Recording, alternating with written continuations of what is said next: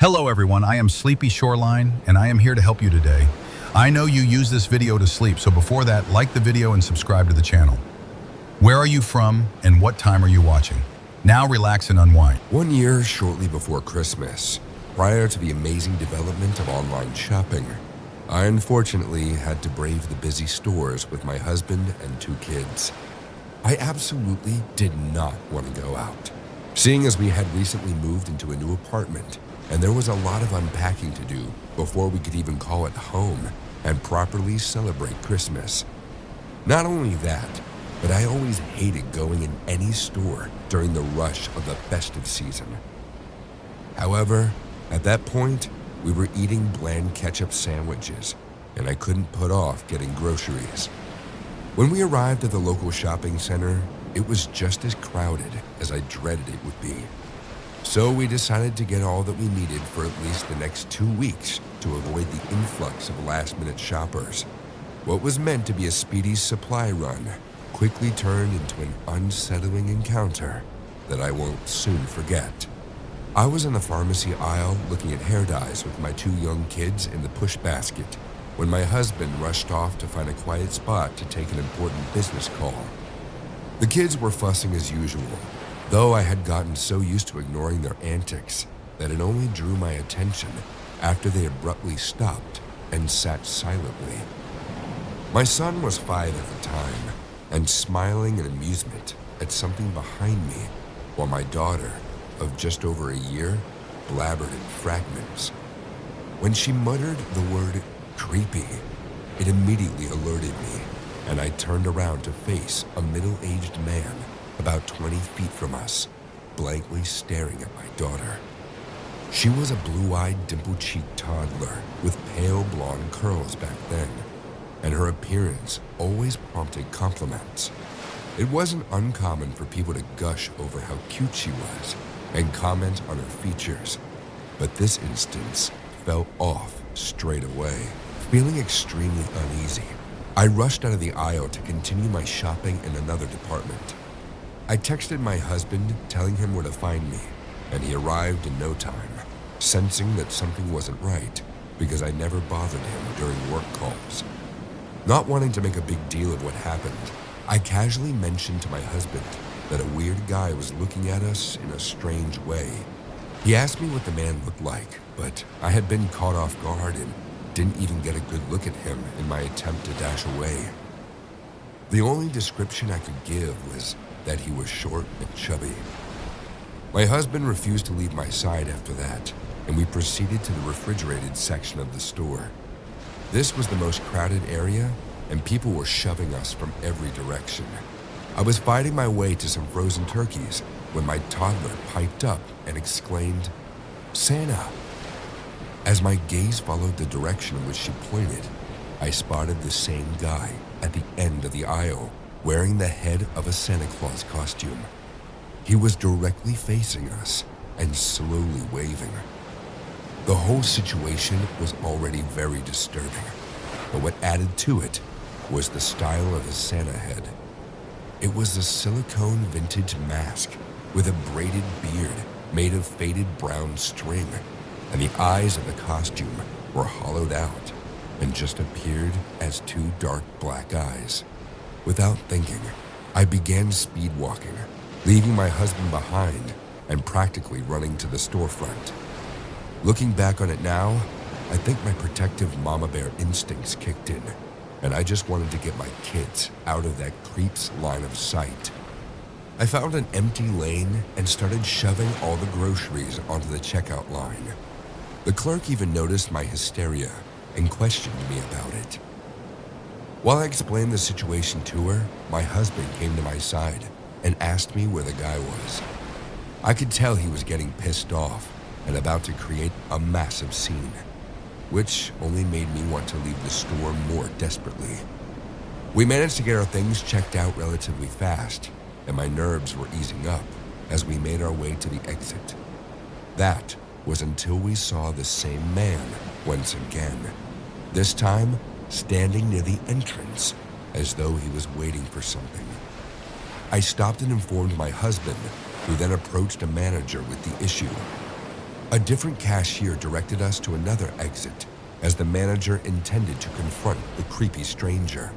Once outside, we loaded the car with groceries in no time, and I buckled in my kids with trembling hands, all while the man stood in the doorway of the store, having an intimidating stare down with my husband from across the parking lot. We hightailed it out of there and headed straight home. I thought that was the end of that, a mere chance encounter with an unstable individual. Yet, things took a sinister turn about a week later. As I unpacked the last of our things, I opened one box in particular and found something that pushed my heart to my throat. It was the very same vintage Santa Claus mask that the guy in the store wore, tucked away in a box full of kitchen utensils. The hollowed-out eyes looked back at me, and all I could wonder was how many of these identical masks could possibly exist. Nothing felt the same after that discovery, even though I could never solve how the costume head ended up in a box that I packed. Later, I learned that a hospital nearby also had an outpatient facility that housed the mentally ill, recovering addicts, and all variety of people trying to reintegrate into society.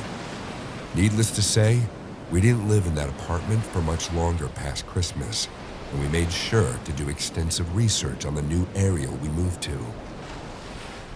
I live in the middle of butt-fuck nowhere. Seriously, it's a literal ghost town.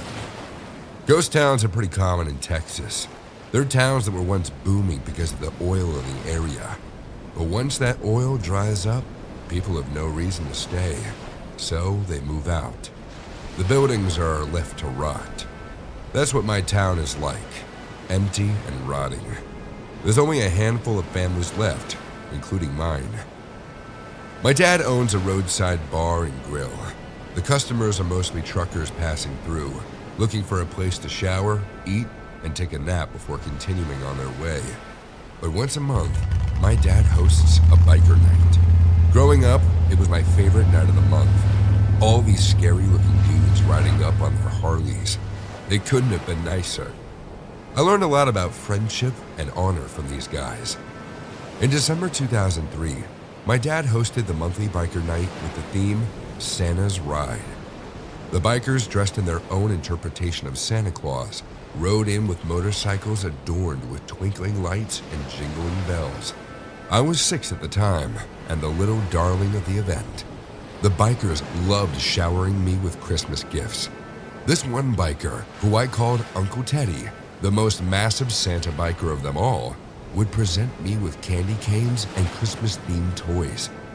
To anyone else, he would have looked terrifying. He was easily 6'5", built like a house, and covered in tattoos. But I adored him. The biker Christmas party went on into the early hours of the morning, but only being 6 years old, I started to fall asleep around 9 p.m. As my eyes grew heavy and my dad set me up in a cozy corner of the restaurant with a big armchair and blankets, Uncle Teddy and my dad would take turns every 20 to 30 minutes or so to check on me. I was fast asleep, dreaming of Father Christmas and their reindeer, when I felt a hand on my shoulder. Slowly and sleepily, I woke up from my dream to see a man I'd never seen before. He wasn't dressed in biker gear, but he was wearing one of those bad Christmas sweaters, so I assumed he was one of the guests at the party. He smiled and told me his name was Sean. He explained that my dad had asked him to take me home. I was so tired I could barely stand, so Sean scooped me up in his arms. I remember telling him that I needed my presents, but he said that my dad would bring them home for me later. As we walked out of the back of the building, Sean told me stories of what I'd missed at the party. He knew my dad's name, Uncle Teddy, and the other people too, so I didn't think it was weird that I hadn't met him before. I just assumed he was a biker that I didn't meet. It wasn't until we got into his car that I started to feel weird. Why didn't Sean have a motorbike like everyone else? He opened the back door of the car and sat me down. You know how in senior citizen homes, they often have plastic wrapped couches or chairs? That's what the backseat of his car was like, totally covered in plastic. When I think back now, I realize how easy it would be to clean a seat covered in plastic. No trace of anything left behind. Sean climbed into the front seat and turned on the radio. As he pulled out of the parking lot, I spotted Uncle Teddy and waved through the window. I'm thankful every day that he saw me. Just thinking of what could have happened to me had he not spotted me makes me sick to my stomach. Teddy wasted no time in taking action. Realizing that this strange guy was trying to kidnap me, Teddy ran towards his bike, calling other bikers to join in. Sean's car turned onto the road, and we drove off into the night. I don't think Sean realized that we were being followed. There was no way he would have driven so slowly had he known. There was no way he would have pulled off into a dark lay-by. There was no way he would have climbed into the back seat with me, but he did. In the dead of night, this creep who kidnapped me tried to, well, I don't need to spell it out for you. You can use your imagination. Sean's body was heavy against mine, and just as I thought all hope was lost, I heard the sound of motorcycle engines. The lay-by lit up with headlamps. The car door was thrown open, and a hand pulled Sean out of the back of the car. I didn't see what happened next, but the sounds of boots and cracking ribs will stay with me forever. I rode back to the bar on the back of Teddy's Harley. When we arrived, my dad was crying, a sight I never want to see again. He hugged me so tightly, I thought he would never let me go. The police arrived soon after I got back. Statements were taken, but there was no search party or big manhunt for Sean. The police found him in a broken heap by his car in the lay-by. I asked my dad recently how Teddy didn't go to prison for assaulting my kidnapper. Turns out the policeman falsified the statements to say that I was the one who kicked and fought my attacker off me.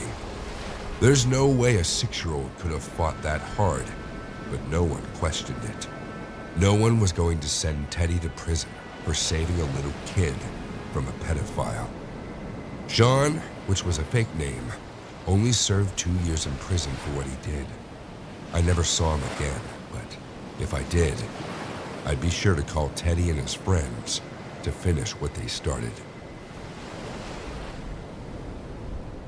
I worked at Target during college to help pay for school. The pay wasn't fantastic, but I loved working there with the other people. Eventually, I got promoted to manager. However, because of this experience, I didn't last long in that role. About 6 months into my new managerial role, I agreed to take on a shift for a colleague who was sick with the flu. It was a weekday, and into the evening, it eventually began to clear out and die down. This led to a nice lull, and we were able to get things done ahead of closing. I went to the office to begin the mountains of paperwork needed to close out, but kept my walkie on in case someone needed me. About an hour into this, I got an alert on my walkie that I was needed in the checkout area to deal with an escalating situation.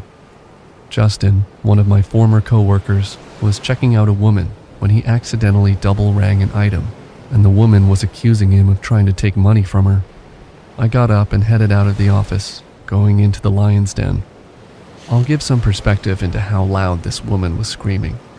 The manager's office was on one side of the super Target, close to the electronics. Justin was assigned to a register on the other side of the store, right by the grocery department. I could make out every word that Karen was screaming as soon as I stepped out. I knew right away this wouldn't be an easy fix. I radioed another manager, Roger, for backup, alerting him that he might have to call the on-duty officer. Putting on my best customer service face, I headed over. Poor Justin looked about ready to pass out as I approached. Our Karen saw me and like a laser turned her focus on me. I want you to fire him right now. I'm not going to leave until you fire him. I could tell it was going to be one of those days. This woman, like Cersei Lannister in Game of Thrones, was out for blood and wasn't going to stop until she got it.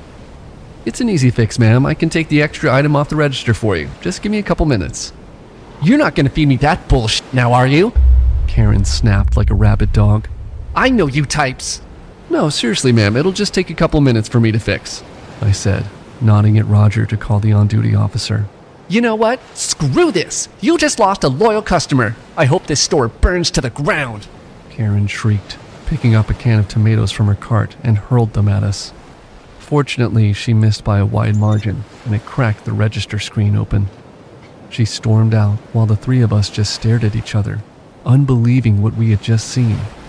I gave Justin a break so he could compose himself and cleared the items, preparing to take them back.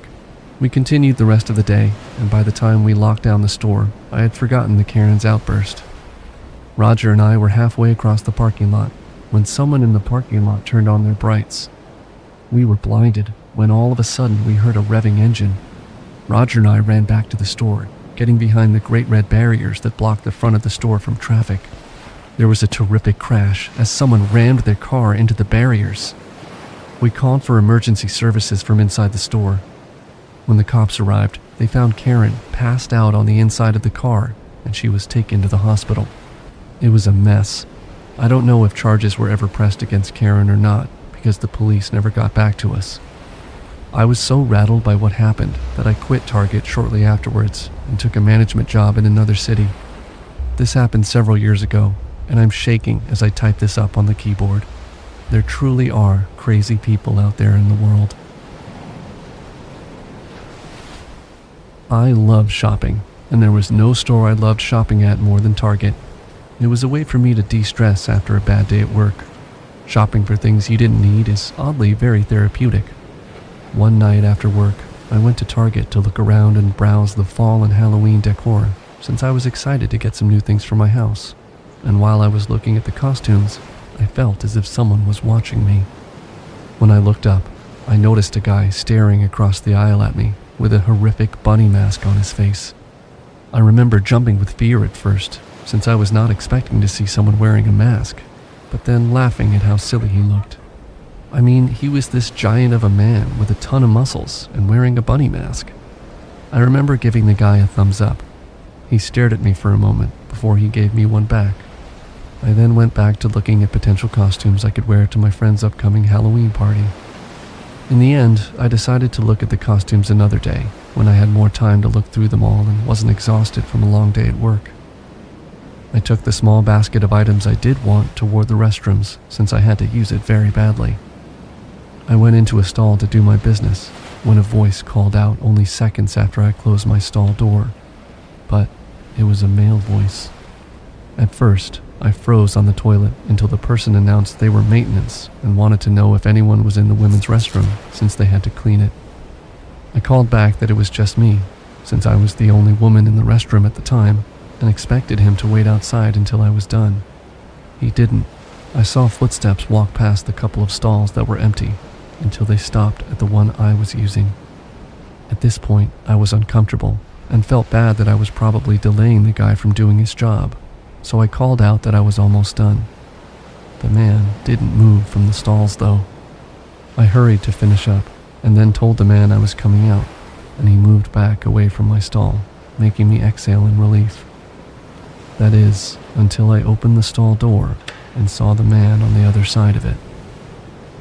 The man wasn't wearing the Target uniform of red and khaki, but worst, I knew the guy and that he didn't work for the company, because it was the same guy I had just seen from the Halloween aisle, and he was still wearing the bunny mask. Before I could scream, the man grabbed me by my shirt and tried to drag me into the biggest stall despite me trying to fight back. And when I was able to scream, he just shook me hard until I stopped screaming and felt like I was going to pass out. I don't know what would have happened if a Target employee hadn't heard me screaming and come running into the restroom to see what was happening. The employee, who couldn't be much older than me, didn't hesitate to jump at us and pull me out of my attacker's arms. Then he delivered a punch that echoed around the restroom as the guy who was attacking me screamed in pain. Unfortunately, the guy who attacked me ran out of the restroom before security or the police could be called. The Target employee took me to his manager's office as we waited for the police, but the guy who attacked me had come in with a mask, so the police, although sympathetic, had no way of getting a description. The mask wasn't even something they sold, meaning he came into the store prepared to try to harm someone. And unluckily, that person happened to be me. I didn't buy the things in my cart and went straight home that night. And I haven't been to Target since. I can't even use a public restroom anymore. I still have nightmares of that man wearing that horrific mask and him dragging me into the bathroom stall. Only, in my nightmares, a man in red and khaki doesn't save me in the end. I used to shop at Target every week to get what I needed. The prices were good, and there was a general wide amount of variety. The reason I say used to is because of an incident that happened there. There was this one guy who was always there whenever I went in there to shop. His name, according to his name tag, was Joe. Right from the beginning, Joe gave me the creeps. I'm not quite sure what it was. Maybe it was the fact that he never seemed to wash himself and always smelled of deodorant, sweat, and dirty laundry. Maybe it was the fact that he always giggled this high-pitched giggle whenever I talked. Or maybe it was the fact that he wanted to say more whenever I was there. I was raised to be a nice Midwestern girl, so I humored him as much as I could without being visibly grossed out. Whenever I came in, he seemed to close me in and wanted to talk to me about random stuff. I assumed he had special needs, or just didn't know how to treat people appropriately.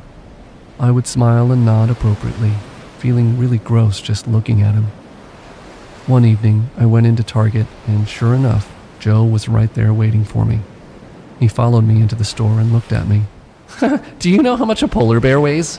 he asked, with that obnoxious giggle of his. "No, I don't." "Enough to break the ice. Hi, I'm Joe, and I'd like to ask you out."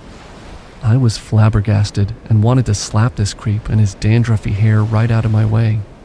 But, being the nice Midwestern girl, I raised my hand that had a big, shiny engagement ring on it and said, "As flattered as I am, I'm engaged." "Oh, I'm sorry for that, but he doesn't need to know," Joe said, getting closer. I could smell his breath. It was clear he hadn't brushed his teeth. I gagged and stepped away, wanting to put as much distance between myself and Joe. I didn't see Joe for most of my shopping trip, which was a relief for me. I wasn't sure whether or not I wanted to report him to his manager, but this was during the Great Recession and jobs were scarce. I didn't want this guy to have more reasons to hate me than he probably did. I decided to put him out of my mind and continued my shopping. I was about finished up and was heading towards the register when I saw Joe walking towards me. My stomach coiled in knots at the sight of seeing him again. I definitely decided to say something, but first I had to get away from Joe. A trick my mom taught me was to find some older ladies, as their big mama bear instinct would kick in and they'd protect me. Sure enough, there was a pair of ladies old enough to be my mom right there. I made a beeline over to them and shouted out, "Mom, there's this creep following me." One of the women stepped forward and said, "Oh, there is? Don't worry, I've got my pepper spray ready." Joe saw this, and, correctly assuming this was a battle he couldn't win, made a beeline towards the exit. The other lady ran to find a store associate. I stood with the lady with the pepper spray, my knees knocking, and relieved that I remembered my mom's advice. I was thanking her profusely when she said, "I have a daughter your age. I hope she's able to get help whenever she needs it." Sure enough, the manager got involved. When we described Joe and that he had been a problem for me for several weeks, the manager's eyes got wide and he said, "We don't have anyone by that description who works here. Come with me to my office and we'll look it up." We went there and the manager pulled up the security footage. Sure enough, there was Joe in his Target employee getup. To make things extra chilling, I wasn't the only woman he cornered and tried to ask out. The manager theorized that he must have worked at a Target in the past because he had the name tag and the red shirt and khakis that all Target employees wear. I was so spooked that I refused to go shopping at Target ever again. I completely changed up my routine, going during the day and always going with my fiancé, later husband. That was several years ago, and I still get the chills whenever I go by Target. Who knows what would have happened to me if I had said yes to Joe asking me out. I usually don't shop at Target. I have nothing against the place. It's just in a pretty dangerous part of town. But last week, I was in the area picking up trash by the side of the road. It was community service that I had to do because of some misdemeanor stuff that I'd rather not talk about. So I spent 6 hours in the hot sun and was in a pretty crappy mood. I needed to cool off and buy some groceries before I went home, so I figured I'd just go to Target. I was in the alcohol section, minding my own business, when a woman came up to me and started filming me with her phone. She was laughing too. I figured it was because I was still wearing the orange jumpsuit and I looked pretty dirty. I turned to her and asked what she wanted. She kept laughing and told me that she wanted to keep her camera on just in case I stole something. I should have ignored her, but I was so hot and so tired that I shouted, Get out of my face! She turned the camera back toward her and said, Did you see that? This criminal is threatening me. I forced myself to turn back around and ignore her. I couldn't allow myself to escalate the situation. I grabbed my beers and walked down the aisle. But the woman kept following me with her camera. She kept saying things like, I bet she's not going to pay for that. and Of course she's buying alcohol. I can't tell you how angry I was. I had a bunch of other stuff to buy, but I couldn't stand the harassment anymore. I left my cart in the middle of the aisle and just walked back to the front doors. The lady said, Wow, I guess I stopped her from stealing. We passed by a few more shoppers who all stared at us. I could tell by their expressions that they assumed I'd just been caught doing something illegal. I got out of the store and started walking toward the back where I'd left my car. That lady was still following me with her camera. She kept asking me where I was going. I tried my best to ignore her, even after she started calling me some racist names. I was pretty close to my car when I suddenly stopped. In the back of the store, I saw a man in a ski mask sitting on the loading dock. He was cleaning his knife and humming to himself. He had a pile of stolen boxes sitting next to him. I started to back up before he could see me. Because the woman was walking right behind me, I accidentally bumped into her. What the hell? She screamed. Did you just attack me? I whispered for her to be quiet, but she refused. If anything, her voice was getting louder. I looked around the edge of the building and saw that the man in the mask was walking toward us. I told the lady that we had to get out of there. She just kept screaming that I was attacking her. I begged her to listen to me. That just made her angrier. She shoved me hard against my shoulder and told me that she was going to call the police. By then, the man had reached us, but the lady was so focused on me that she didn't notice him. I grabbed her arm and tried to pull her away, but she shoved me again. I fell to the ground just as the woman noticed the man with the knife. She dropped her phone and instantly ran off, leaving me there. I tried to get back up, but the man was standing over me. He pushed one foot into my back, pinning me onto the hot concrete. I begged him to let me go. I told him that I didn't see anything, that I wouldn't tell anybody. He didn't believe me. His words were slurred, and I could tell he was either drunk or high. He screamed for me to stay still. I couldn't move. I felt so vulnerable. With my face against the ground, I couldn't see what the man was planning to do to me. All I could do was pray that someone would come and save me. The man raised his foot and ordered me to stand up. I tried, but I was honestly so scared and in pain that I didn't have the strength in my arms to push myself back up. He grabbed me by the back of the shirt and pulled me to my feet. He spun me around to face him. I'll always remember what his eyes looked like under that mask. They were red and wide open, absolutely insane. He pointed the knife at me and demanded that I come with him. Just then, I heard voices behind me. Several men were screaming at us, telling him to let me go. The masked man instantly dropped his knife and ran away. I watched as 2 policemen ran after him and tackled him to the ground. A 3rd policeman walked toward me and asked if I was okay. The woman was standing with him. I guess she was the one who flagged them down.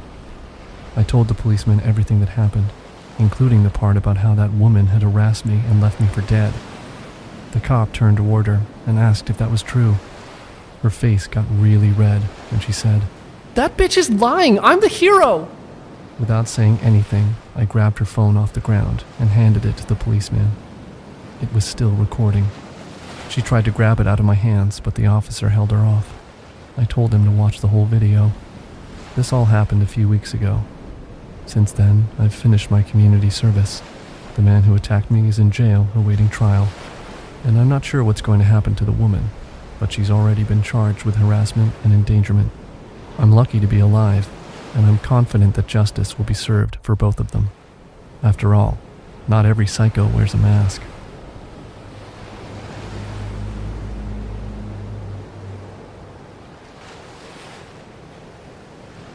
When I was in high school, I'll admit I was a crap student. I hung out mostly with the stoners, and instead of going to class, I liked to chill behind the football field to draw and hang with my friends. As you can imagine, I got caught a couple of times over my 4 years in high school. And by a couple of times, I mean I was a regular at after-school detention. I didn't mind much because all my friends were in the same boat as me. We didn't listen to our detention teacher, Miss Santiago, so instead of sitting in silence or writing our names 1 billion times on a piece of paper like other kids in detention, we mostly caused as much chaos as possible to mess with Miss Santiago. Miss Santiago was a quiet-spoken teacher who we also had for our senior year English class. She never yelled, and instead of disciplining us, she usually looked down at her desk as my friends and I talked loudly as we smoked near the big open windows to not set off the smoke alarms. I felt a bit bad about how we treated Miss Santiago, but not wanting to be seen as a wimp or a simp, I didn't stop my friends from messing with her. When they went up to her to ask her inappropriate questions to see her blush, I didn't say anything. When they took her papers on her desk and threw them all over the floor to try to get a rise out of her, I stayed silent, wanting to do something, but scared I would turn from one of the guys to one of those kids that got bullied and shoved into garbage cans. I know what you're all thinking. I was a coward, and I can't even argue with that because I was. Until one day, when I had enough. The evening was similar to others.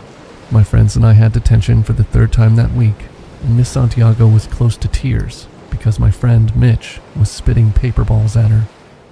The tears did me in, and I found the courage to finally get out of my seat, grab the straw out of Mitch's hands, and I told him loudly, "Stop fucking with her, man, it's not cool." I thought that Mitch, who was my friend since freshman year, would listen to me and chill out.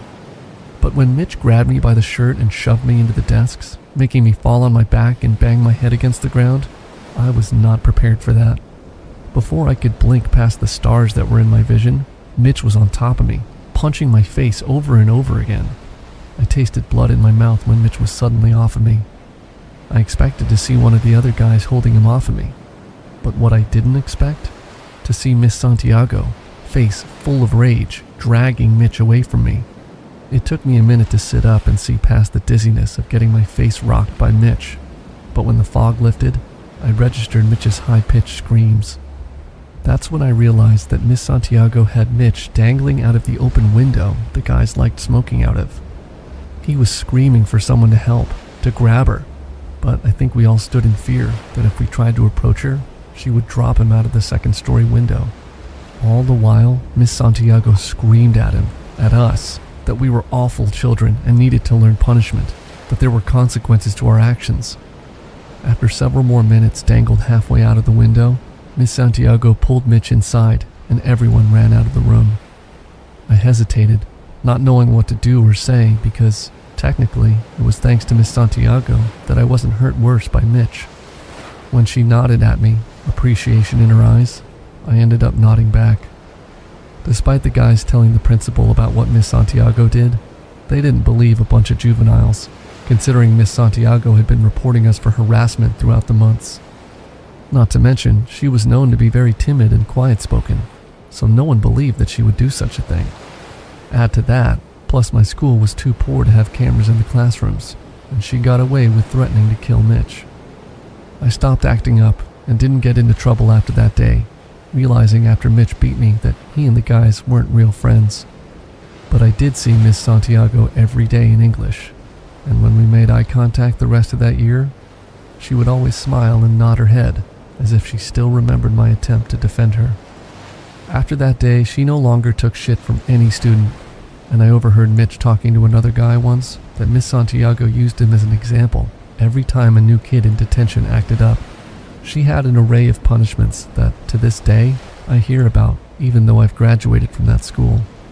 The principal thought Miss Santiago was a good influence, and finally found her footing with troubled students. But I know the truth. That day in the classroom, Miss Santiago changed. She saved me, but at what cost? My girlfriend Jamie got a new job teaching English in Cambodia. I didn't know anything about the country, but I loved traveling and agreed to go with her. It was a year-long contract, and the school set us up in a private house. I worked online so it wouldn't affect my job. As soon as we got there, I felt completely overwhelmed. We took a shuttle to a tiny village in the jungle where no one spoke English. Our neighbors seemed pretty friendly, but it was virtually impossible for me to communicate with them. Jamie got along great with her students and coworkers, but I started to feel very isolated. When she was gone, I'd mostly just hang out at our house. A few weeks into our stay, Jamie asked me if I'd like to start taking language classes with her coworker Addie, the school's second-grade teacher. She said that he was a great guy, and he wanted to teach me the local language in private lessons. I agreed right away. I knew that learning the basics would really help me out. Jamie called them to set up a time. I'd go to her school every afternoon as soon as the students left. My first lesson was the very next day. I went to the school, which was this old Buddhist temple that they'd converted into classrooms. The whole building was completely empty when I got there. Jamie and all her coworkers had already left. I went to Addie's room and found him waiting for me. He greeted me with a big hug. He seemed more excited for our lessons than I was. We got started right away. He showed me the alphabet and started to build out my vocabulary. We got through a bunch of stuff during that first lesson. He really was a great teacher. Because I had just started, I was too self-conscious to talk to Jamie in Cambodian, but I went to some nearby shops and tried to communicate there. I asked for some milk from the shopkeeper, but she looked at me like I was a complete idiot. I assumed that I'd said the words wrong, so I ended up just pointing toward the milk and handing her money. I continued my lessons for the rest of the week. Addie taught me lots of vocabulary, but he'd often interrupt the lesson to ask me questions about Jamie. He was always so complimentary of her. At least a dozen times he'd tell me that I was a lucky man. I felt really productive during those lessons, but whenever I tried to speak Cambodian in the village, people either laughed at me or looked confused. One woman even seemed offended when I told her hello. In the second week, Addie started teaching me how to write out phrases. He gave me one example sentence to write over and over in my notebook, which really helped me with my handwriting. That weekend, Jamie got invited to her other coworker's wedding. It was a big party in a tent and the entire village was there. After the ceremony, I pulled Addie aside and asked him how I could congratulate the bride and groom in their language. He taught me a long phrase and then I headed over to the groom. I repeated the phrase and the groom's face went completely blank. He walked away without saying anything. I watched him in the distance as he talked with his other groomsmen. They all glanced in my direction, so I assumed that they were talking about me. The party continued, but I could tell that things had become more tense. The groom and his friends kept glaring at me. I tried to figure out what I had done wrong, and then I finally realized something that I should have known a while ago. Addie had told me the wrong thing to say. Everything he'd been teaching me was wrong. No wonder people stared at me when I tried to speak in Cambodian. I was probably cussing people out without even realizing it. I decided to tell Jamie. She was standing on the other side of the dance floor, but when I walked over to her, I saw that she was with Addie. I decided to wait until she was alone. That was a mistake. I was waiting outside the tent when the groom and 4 of his friends approached me. They started shouting at me in Cambodian. Whatever I had said to him must have been pretty bad. I looked down and saw that the groom was holding a gun. I knew I couldn't explain myself because none of them knew any English, so I raised my hands to show that I was surrendering. That didn't help. The groom pointed his gun right at me, and I turned and ran into the thick jungle before he could shoot. I could hear their voices and footsteps as they chased after me. The trees were really thick, so I couldn't see very well. But there were also a lot of places to hide. I crouched under a root and prayed that they wouldn't find me. I waited there for about 10 minutes, trying to be as quiet as possible. Eventually, their voices faded and they left. The only thing I could do now was go back to the party and find Jamie so she could explain to everyone the misunderstanding. Carefully, I walked back to the tent. I looked around, but I didn't see the groom or his friends anywhere. I saw Jamie on the dance floor. She was dancing with Addie. I walked toward them, but I only got halfway across the dance floor before I heard someone shout. I looked to the side and saw one of the groomsmen racing toward me. Pretty soon, everyone was shouting and surrounding me. I saw the groom, but I couldn't tell if he still had the gun. Several people grabbed me by the arms and shoved me onto the ground. They were all screaming. Thankfully, Jamie walked over and told them to stop. Even though several feet were pressing down against my back, I looked up and told Jamie what had happened. She asked me to repeat what Addie had taught me, and I did. That made everyone gasp. The groom pushed through the crowd and kicked me really hard in the stomach. Then, Jamie shouted for everyone to stop. In Cambodian, she explained the whole situation. Slowly, I felt the feet lift off my back, and several people pulled me back up. With the truth out in the open, everyone was talking over each other. They were all looking around for Addie, but he was already gone. Jamie apologized to the bride and groom, and we left immediately.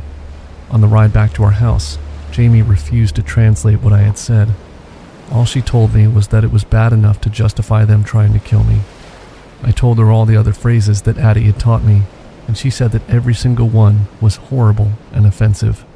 She couldn't believe that Addie would do something like that. Why did he want to get me in trouble? Why did he want me killed? When we got back to our house, I showed her my notebook and the sentence that Addie had me write over and over again. It said, "You don't deserve her. She will be mine." Addie never came back to school. No one knew where he went. Jamie and I considered moving back to America, but in the end, we decided to stick it out for the rest of the year. She helped me find a new teacher who taught me the real language, and we didn't have any more problems.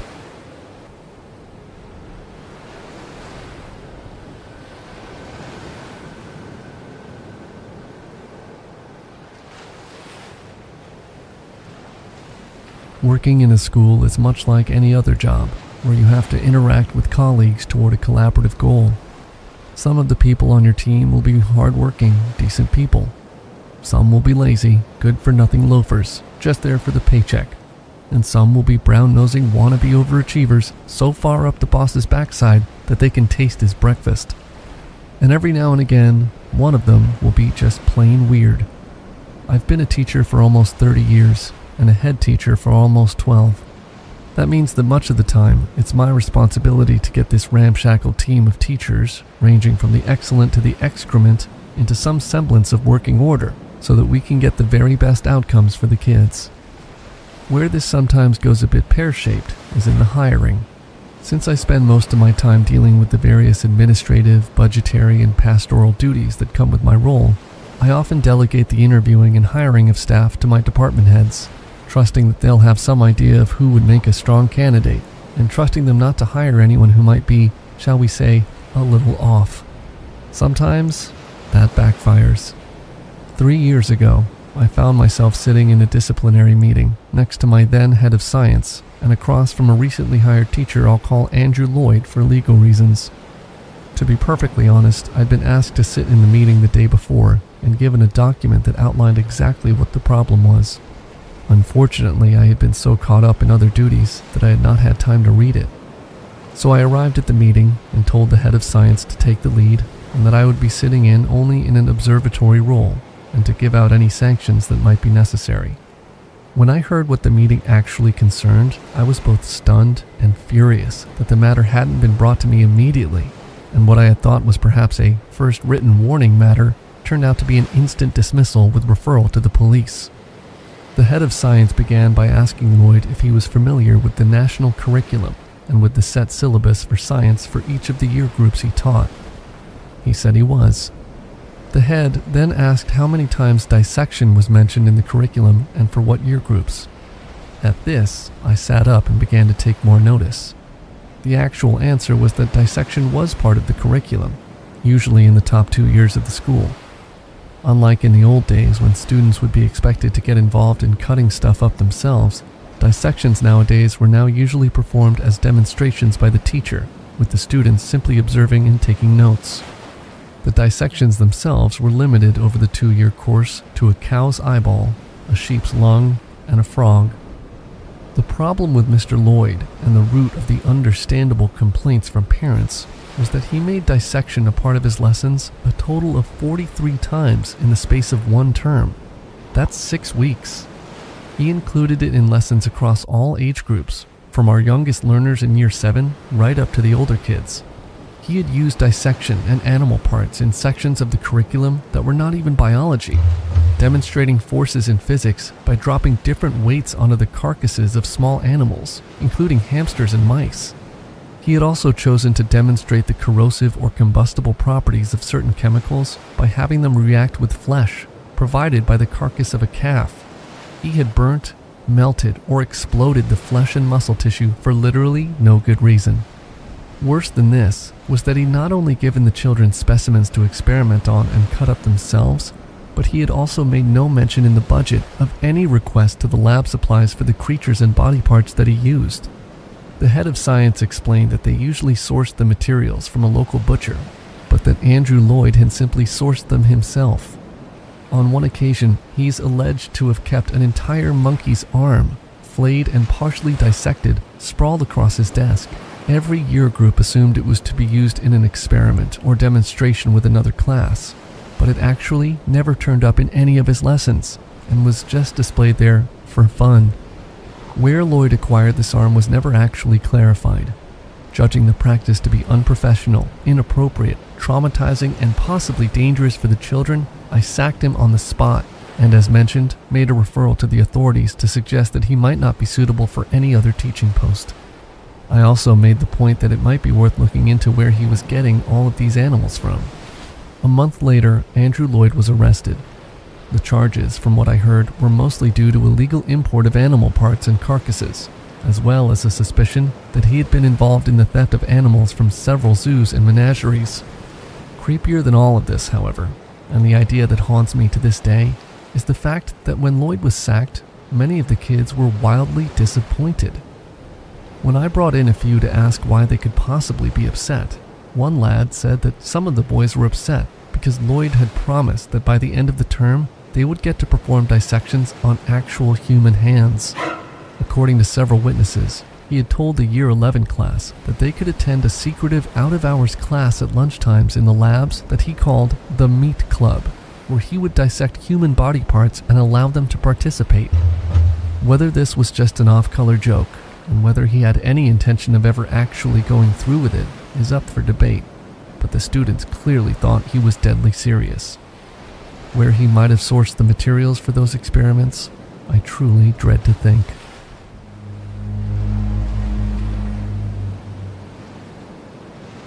When I was a sophomore in high school, there used to be this kid called Brendan that everyone took a dislike to. He used to think he was some kind of bully and that people were scared of him, but the truth of the matter was, most people just didn't like him. At school, we were made to do regular lockdown drills as a precaution, and these were always scary, as when you stopped to think about it, it made you realize that school wasn't always a safe place to be, and any day could be your last. Today was just like any other drill day. The sirens sound, the announcement comes over the speakers, the teacher locks the door, and we all sit down at the back of the room, out of sight, with our backs against the wall. As we did this, Brendan just stood there in the middle of the classroom. Our history teacher, Mr. Cleaver, called Brendan to come and sit down. Brendan reached behind him, as if he was going to take something out of his back pocket, and pulled out a handgun. He stood there and pointed the gun right at Mr. Cleaver and told him to turn and face the wall. Mr. Cleaver did as he was asked. Brendan then pointed the gun at me and told me to stand up and face the wall, and one by one, he made everyone stand and face the wall, and then place our hands on our heads. As this was during a practice drill, no one outside the class even knew this was going on, and no one was coming to our aid. Brendan started talking about how people should be careful about how they treat the quiet kid. What's the saying? The quiet ones are usually the worst? He laughed. Well, you're about to find out exactly what that means. Just as he said that, the alarms and announcements stopped, and to everyone else, a normal school day resumed. Generally, the principal would come round after the drill had finished to find out how we did. The teacher would give feedback if there were any improvements that needed to be made, or if anyone acted out of line. When the principal arrived at our classroom, it took him a few attempts of him checking the door and telling us the lockdown was over before he realized the situation. You could hear his shoes echoing as he ran down the hallway. There was both a sigh of relief and panic that came over me. Then the sirens started sounding again, and an announcement came over the speakers. "Full lockdown, this is not a drill. Full lockdown, this is not a drill." Up until now, I think most of us locked in the classroom had managed to remain calm, but hearing the announcement just seemed to bring the situation more into reality. A few of my classmates started to whimper and sob the longer time went on, the more you started to think the worst was going to happen. Brendan didn't really say anything. He didn't have any demands or want anything from anyone. I could hear him pacing behind us while we all stood there with our faces pressed against the wall. Brendan slapped something on the desk. I'm not sure what it was, but it made us all jump. At first I thought he had shot someone, and I think we all had the same thought. You could hear him snigger as those of us that were whimpering now started to cry and begged to be saved and let go. We could hear the sound of the police driving up the school entrance. And as we did, Brendan ordered Mr. Cleaver to back up slowly and turn and approach him. Then he told us all to turn around and face him with our hands still on our heads. Brendan stood there pointing the gun right between the teacher's eyes. We were all about to witness Mr. Cleaver getting shot. Out of nowhere, Brendan slowly placed the gun in front of Mr. Cleaver. There was some hesitation, but then Mr. Cleaver swiped the gun from the desk, and Brendan just stood there with this huge grin on his face. We all continued to stand with our hands on our heads, not knowing if it was safe enough to move yet. For all we knew, Brendan could have had another gun. Mr. Cleaver moved towards the door, never taking his eyes off Brendan. He unlocked and then opened the door. As the police moved into the hall, Mr. Cleaver slid the gun into the hall with his foot and shouted that the gunman had been disarmed.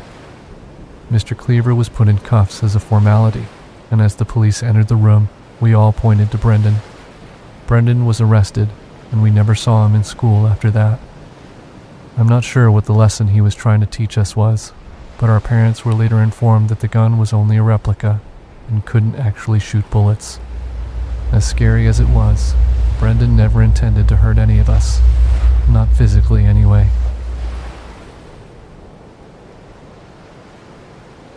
This took place only a year ago, and I remember it like it was yesterday. I was in class approximately 40 minutes into second period when there was a loud explosion, which sounded like it was somewhere in the building. The walls rumbled and the windows shook. The whole class jumped like a flash mob doing a shoulder shrug and sat there looking at each other, trying to understand what was going on. We all started to grab our bags and jackets, thinking we were going to be evacuated for a bomb threat or fire, when the announcement came through the loudspeaker, telling us we were going into a full lockdown and to remain inside the classroom.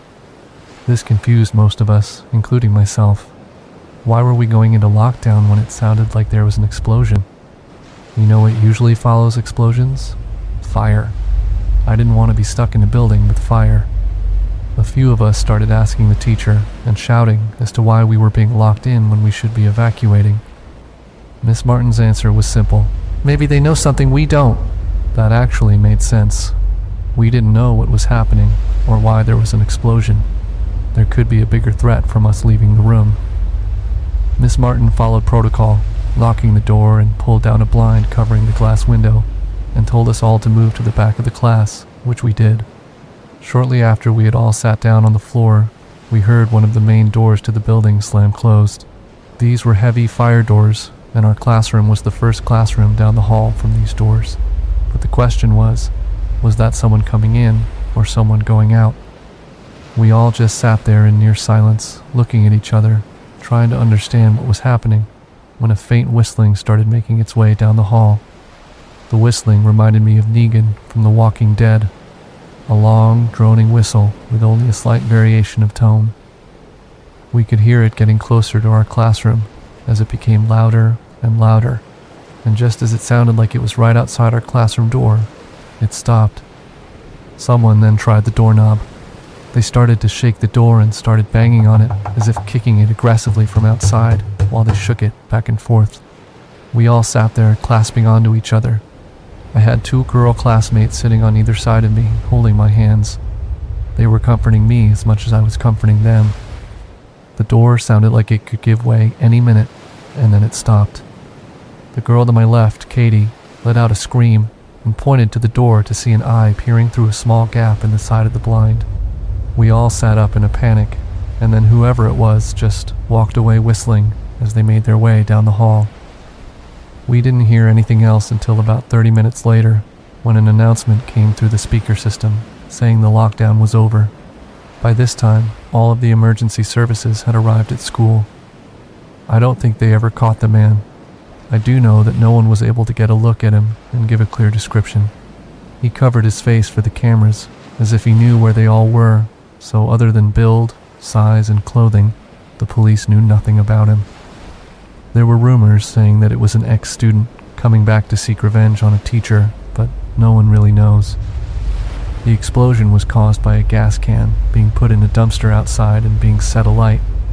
Some said the explosion was to make us all evacuate, so we would all run into the line of fire of him attacking us as we left.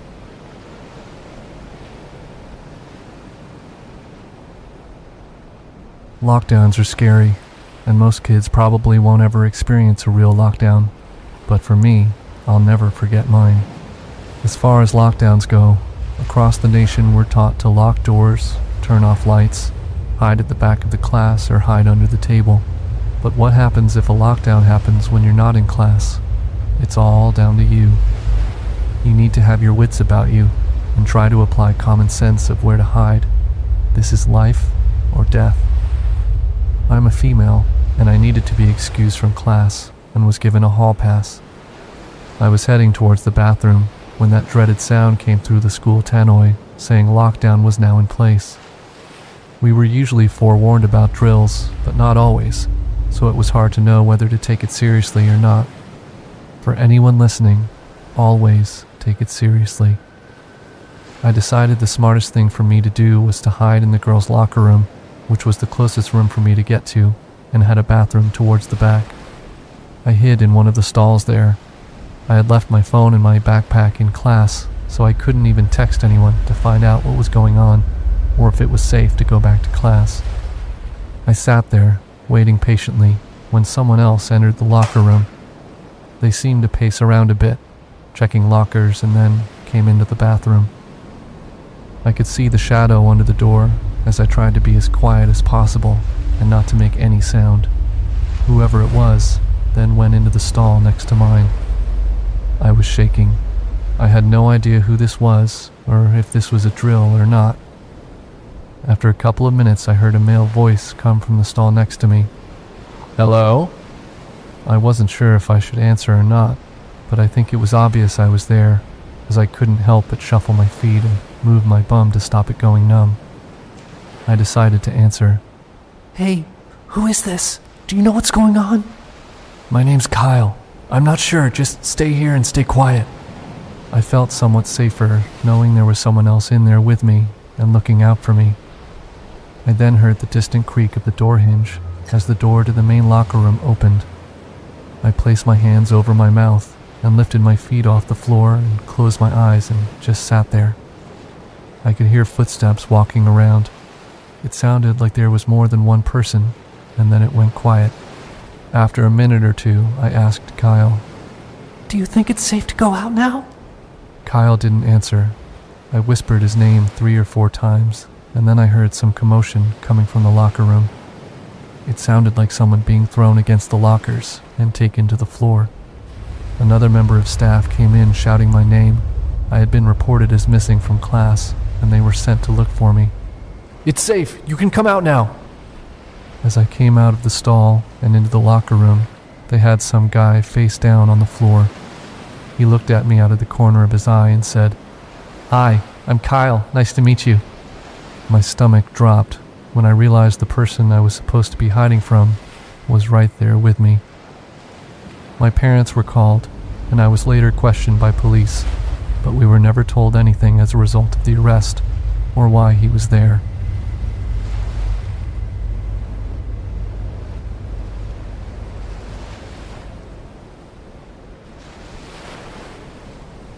31-year-old male, and I live about 50 or so miles north of New York City in a region known as the Mid-Hudson Valley.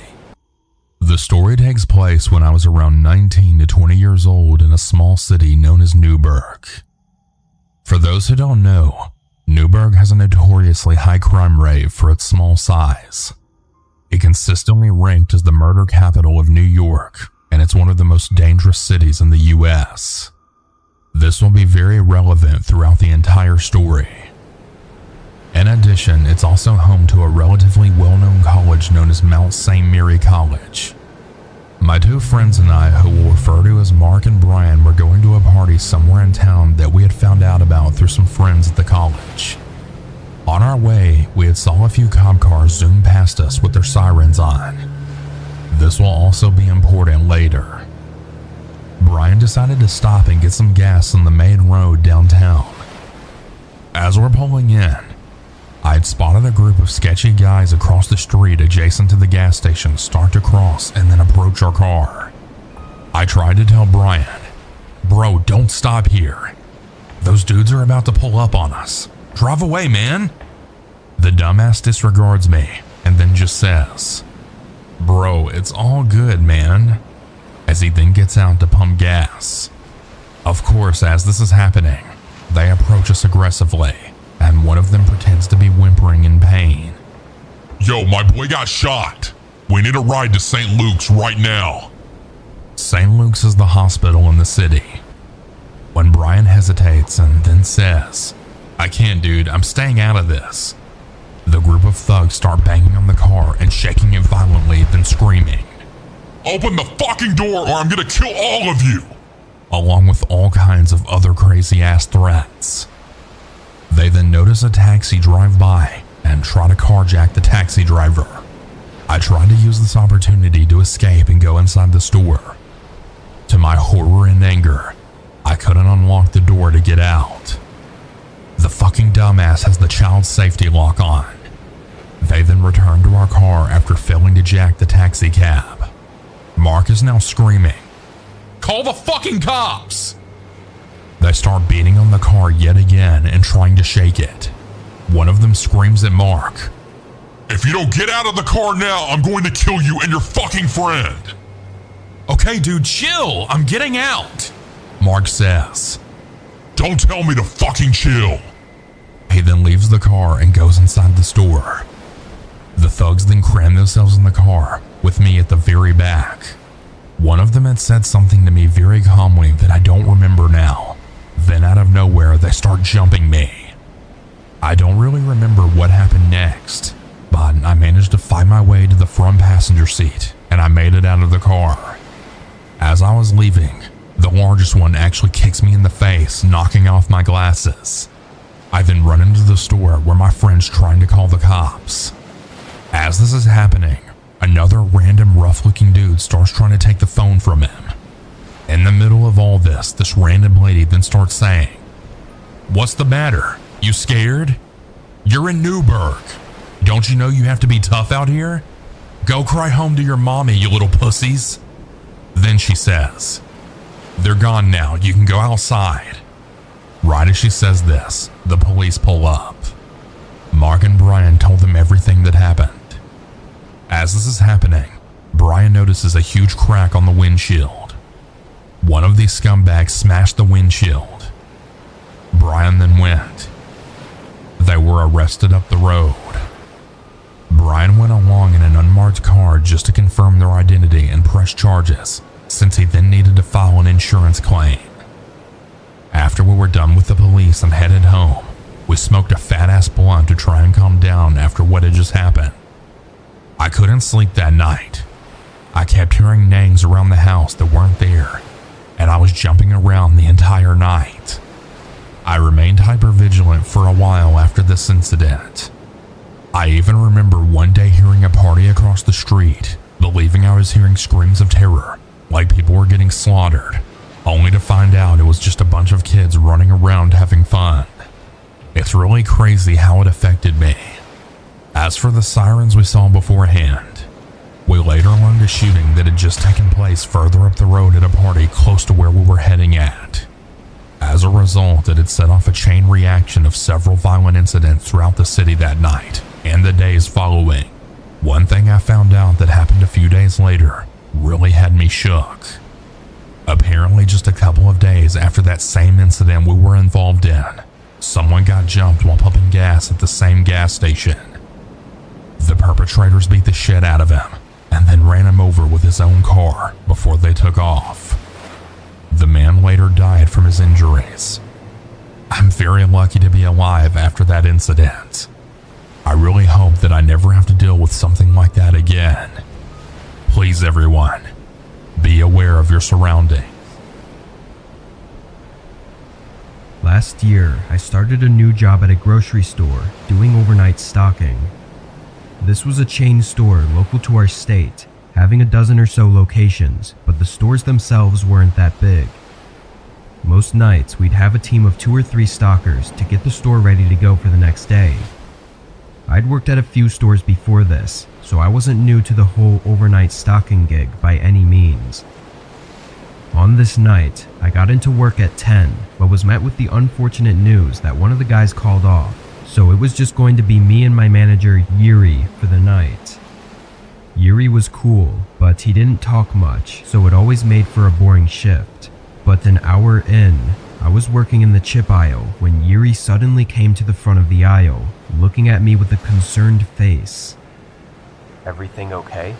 I asked, pulling my earbuds out. He was breathing heavily and asked me if I saw anyone in the store.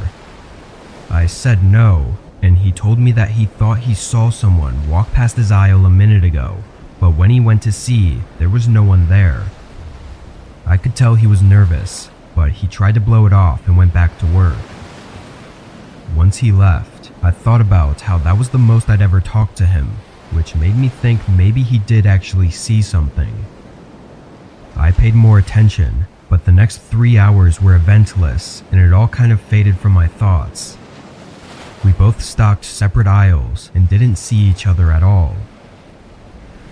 Around 2 a.m., I had completed all of the work he'd given me for the night, so I went to ask him what to do next.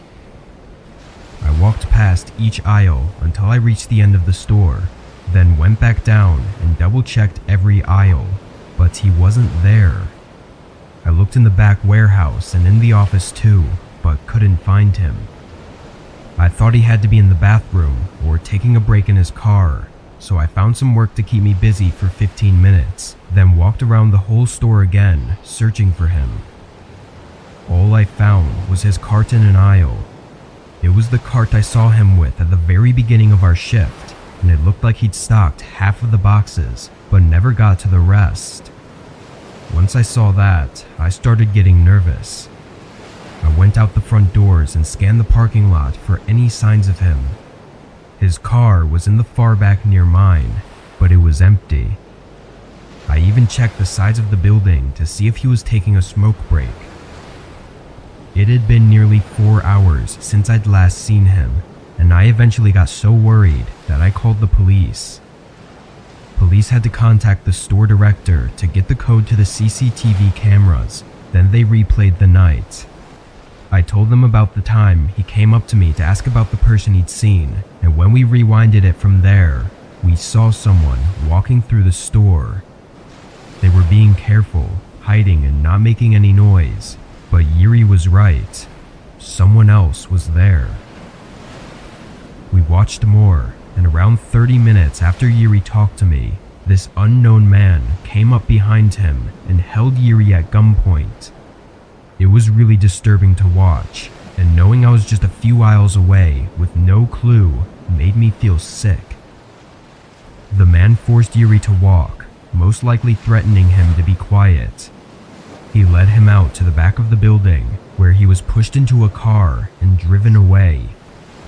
The police said that from the looks of it, the two of them likely knew each other, and this was some sort of personal attack. The man was never identified, and as of now, Yuri hasn't turned up.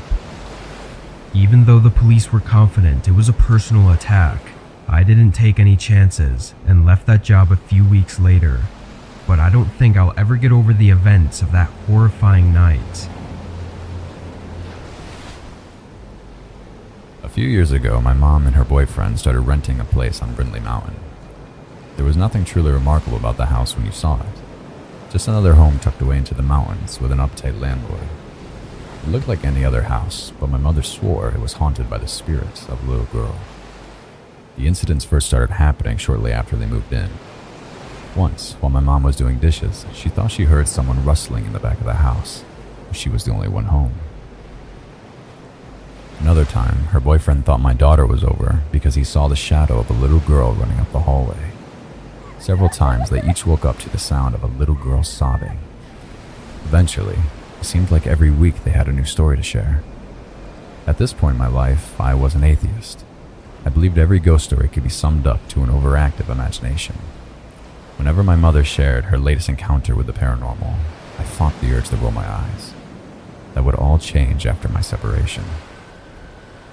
I don't want to go into the messy details, but my ex and I were at a breaking point. With nowhere else to go, my mother let me move in with her until I could find a job and get back up on my feet. My ex and I tried to do things amicably and split custody between our 3-year-old daughter, Alexis, 50-50. One week she would stay with me at my mom's, and the other week she would stay with her dad at our old house. The breakup was a stressful experience. While it went about as smoothly as you could hope in this situation, I began to struggle with insomnia. As for Alexis, she began to act as rebellious as a toddler can manage.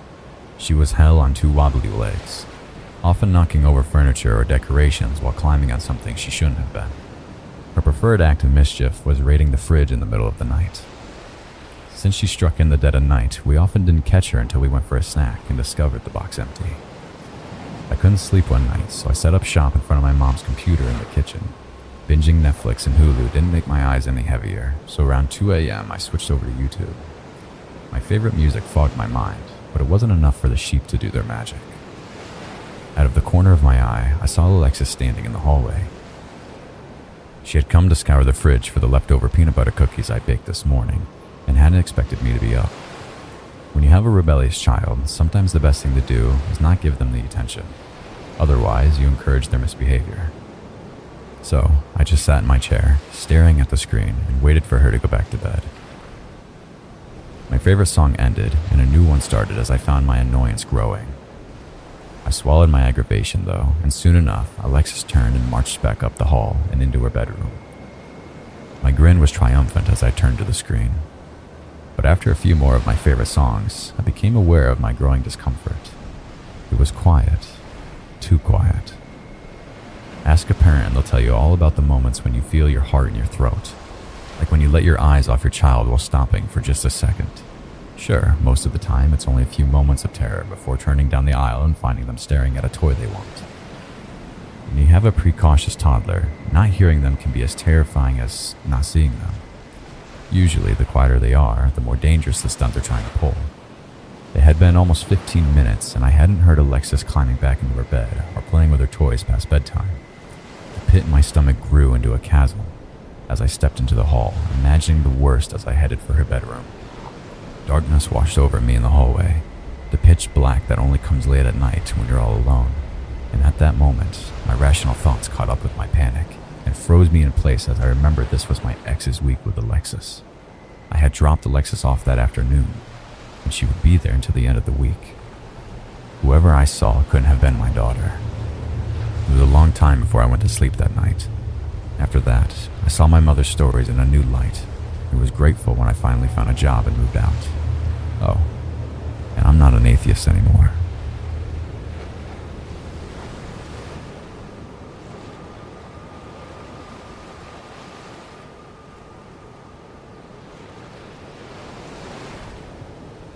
I parked and put my hazards on, then got out.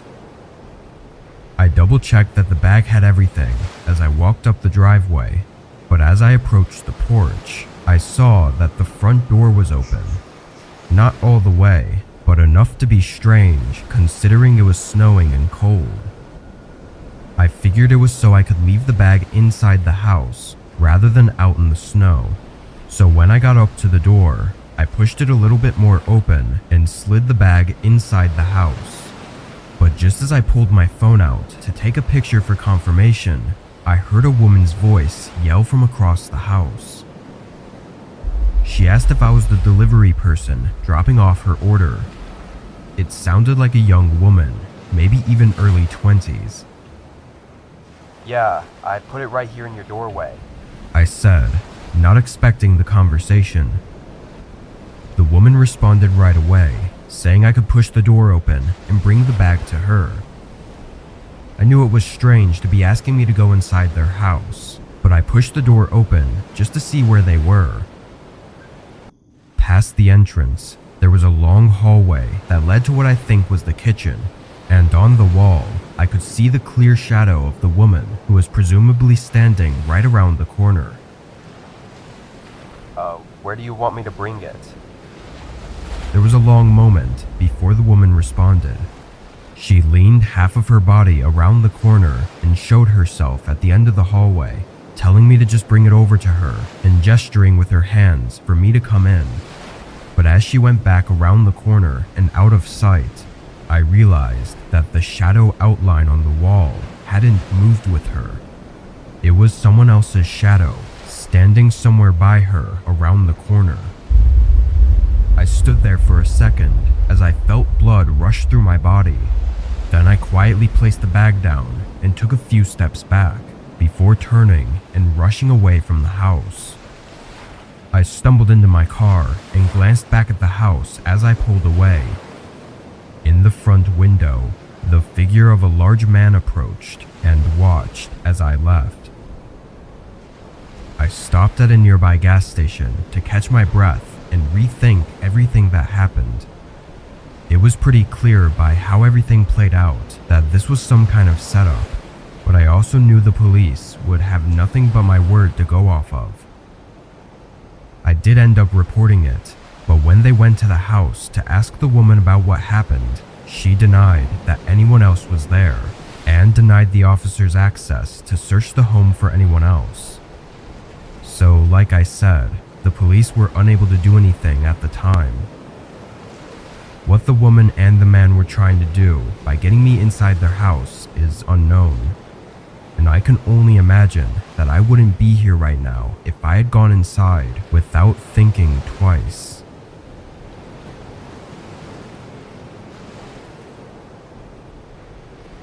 Last year, my roommate moved out of the house we had been renting together for the past 4 years.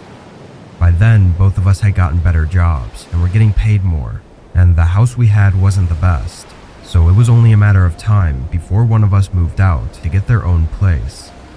After he moved though, I was able to use more of the space in the house and actually just decided to stay there for another year or two. This happened during this time in early December. Our area was going through a week of some pretty bad snowstorms, and the office I worked at allowed us to work from home for a few days if we wanted to. Obviously, I chose to take the offer. I used my old roommate's bedroom as an office and worked throughout the day, but at one point while I was working, there was a knock at the front door. I left the room and checked who it was. There was a man on the porch in a heavy winter jacket. He didn't seem to be a worker or delivery person of any kind, just some regular guy. I opened the door, getting hit by a rush of snow and wind. How can I help you? The man smiled and apologized for interrupting my day, then explained his situation. He said his car got stuck in the snow right on the side of the road next to my house, and he didn't have a phone on him, so he asked if he could borrow mine. Obviously skeptical, I told him to give me a minute. Then I closed the door and went to the other side of the house. I looked out the window at the road he was supposedly stuck on. There was a small SUV that looked like it had actually slid into the curb and gotten stuck in the snowbank. Now that I was pretty sure he wasn't lying, I grabbed a jacket and put on some shoes, then went back to the front door. I was still a bit skeptical, but I stood on the porch with him as he used my phone to call his brother, just so that if he did try to run with my phone or anything, I could chase after him or prevent him from leaving. After a quick call though, the man handed my phone back and thanked me, then walked away. I went inside and checked the window, seeing the man getting in his car. Thinking everything was settled now, I went back to the office and started working again. Around 7, I felt like I'd done enough for the day and took the rest of the night off. It was then that I remembered about the man and his car and went to check on it, but I was surprised to see that the car was still there and I could see the man moving around inside. It had been almost 3 hours by then, which made me wonder how he was still there. Maybe he was waiting for his brother to get off of work and pick him up. I didn't know, but I went to the kitchen and made some dinner, then sat on the couch to watch TV. I stayed up until about 9:30, then went upstairs to shower and get ready for bed. I turned the water on and got in the shower, but a few minutes in, there was an abrupt and sudden banging on the front door. It was loud and harsh, completely jump-scaring me and putting me in a fear-induced frozen state for a moment. The banging was so loud, it was shaking the walls, and even across the entire house, I could hear that it was coming from the front door.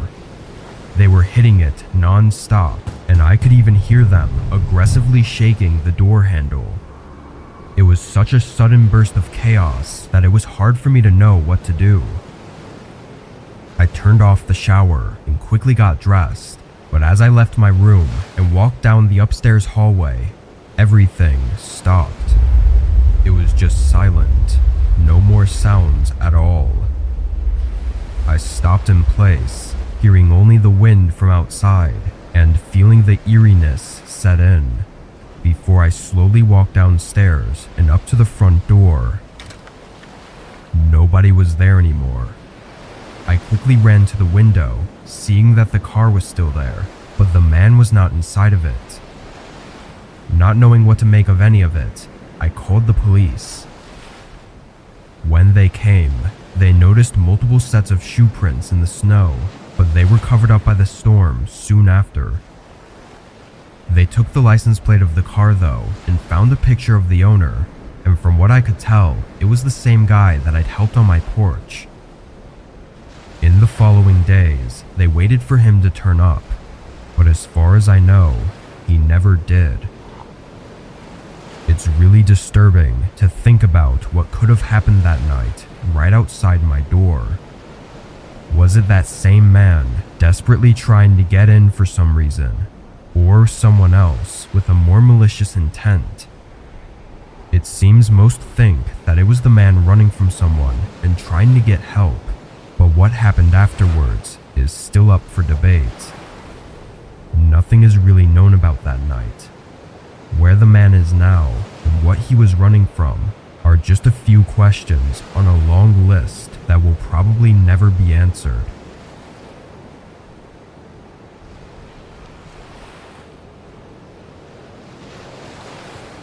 This happened in 2015. I had just moved to a small house far from my hometown the year before, so I was still getting used to the area and hadn't met many people yet. I worked from home as well, which made it even harder. Anyway, for Christmas, I had no plans at all. My family was too far, and I didn't have enough vacation time to go out and see them, so this was actually going to be my first Christmas alone. On Christmas Eve, I stayed up working, figuring I'd just get ahead on some things, so I didn't have to worry about doing anything on Christmas Day. I was working in the living room, listening to music as well, when through it, I heard something coming from outside. I pulled out one of the earbuds and listened, but didn't hear anything else, so I got up and looked around. With my earbuds in, it was hard to know what direction it came from, but I was pretty sure it was outside the house, not inside. I looked out the back window, not seeing anything, then moved to the front window and again saw nothing. But then I looked out the front door. On the porch were a set of shoe prints in the snow. They led right up to my doorstep and then back out to the driveway. There was no mail dropped off or anything at all on the porch, just the shoe prints. It was really strange and made me feel a little anxious, not knowing why anyone would be walking up to my doorstep at 11 p.m. on Christmas Eve. I made sure the door was locked and went back to work, then got in bed soon after. It was a bit strange waking up on Christmas morning, feeling like it was any other day. I brewed a cup of coffee and sat on my chair to watch TV. I think I spent the whole morning just sitting there and watching shows and movies. I gave my parents a call and talked to them for a bit, but that was really about all I did. I thought about going out, but it was really cold and the wind was really strong, so I just stayed in for the day. By 6 p.m., I had basically done nothing all day and made some dinner, planning on going to bed early, but then I heard something outside. It was the shuffling sound of footsteps in the snow coming toward the front door. I stayed quiet, knowing nobody should be here. After a few seconds, the footsteps sounded again, walking away from the house. I went up and checked, seeing almost an identical scene to what I saw the previous night. After that, I forced myself to stay up later. I kept my eyes open until probably around 10, before I guess I fell asleep on the couch. I remember getting really tired and trying to stay up, but I didn't plan on falling asleep out there. When I woke up, the TV was still on and flashing light throughout the dark room. I sat up and paused it, then got up to go to my bedroom. As I walked down the hallway though, my eyes instantly locked on my bedroom door. It was open, but I knew I always kept it closed. I walked over and pushed it open wider, then flicked on the light. Wet shoe prints were scattered around the floor, going to and from the window. In a complete state of shock, I spun around and turned on the hallway light, now seeing more shoe prints going down toward the living room. I followed them, but they stopped right outside the living room, looking like they'd turned and went back right after seeing me on the couch. The shoe prints were nowhere else in the house. Police did what they could, but if I'm being honest, they weren't of much help. The current theory is that the man had come by the previous 2 nights to see if I was home. After not answering the door though, he likely thought I was away for the holidays. I know it's likely that he only broke into my house to rob me, but still, it's extremely disturbing, especially since I was at home sleeping when it all happened. Whoever it was though, they never came back. Last December, I traveled across the country to meet my parents and siblings for Christmas. My parents had a decent-sized house, so we would usually just all stay there and sleep on the couch or in the spare bedrooms. That being said, I didn't rent any hotels, even for the drive. It was 10 hours long, but I just didn't see a need in stopping halfway there and wasting a whole night. I left early on the 23rd, planning it out to get to the house around dinner time. As I started the drive, snow was lightly coming down. Nothing crazy, but enough to cause a bit of traffic. This went on for a few hours, until it suddenly started pouring down. It happened over just 30 minutes, going from a very light downfall to an extremely heavy storm. Along with the winds, it was nearly impossible to see anything in front of me. Most other cars started to pull off to the side of the road, but I really wanted to keep going. I drove in these horrible conditions for the better part of an hour, having a few close calls before deciding enough was enough. I pulled into a motel and sat in the parking lot, waiting for the snow to clear up. There were a lot of other cars in the parking lot, but I think most were probably trying to wait it out like I was. But as the sun started to set, there was no chance of that happening anytime soon. I reluctantly went in and got a room. I went to my room and lay down on the bed. It was around 8 o'clock at this point, and I'd figured I'd just sleep now and see if it was clear in a few hours. I set an alarm on my phone for 11, then passed out. but when I woke up, I immediately knew something was wrong. I turned and looked at my phone, seeing it was just before 2 a.m. My alarm didn't go off. I quickly got out of bed and ran up to the window. The parking lot was almost empty now, but it was still snowing pretty bad. I sat back on the bed, and after some thinking, I decided to take the loss and just spend the rest of the night there and hope for the best in the morning. I laid down, closing my eyes, but now that I was more calm, something caught my attention. A cold breeze blowing through the room and the clear sound of wind. I sat up, seeing the window at the end of the bed was cracked open. I got up and shut it, but I was almost positive it was closed when I went to bed. It's something I definitely would have noticed, being that there was a whole storm outside. A rush of adrenaline went through me as I started to worry. I faced the rest of the room, now looking into the dark and standing still, listening for anything. Then I slowly walked around, checking for anything missing or any signs that someone had been inside. I didn't see or find anything until I went to check out the peephole. That's when I noticed that both locks on the door were now open. Someone had unlocked it from the inside.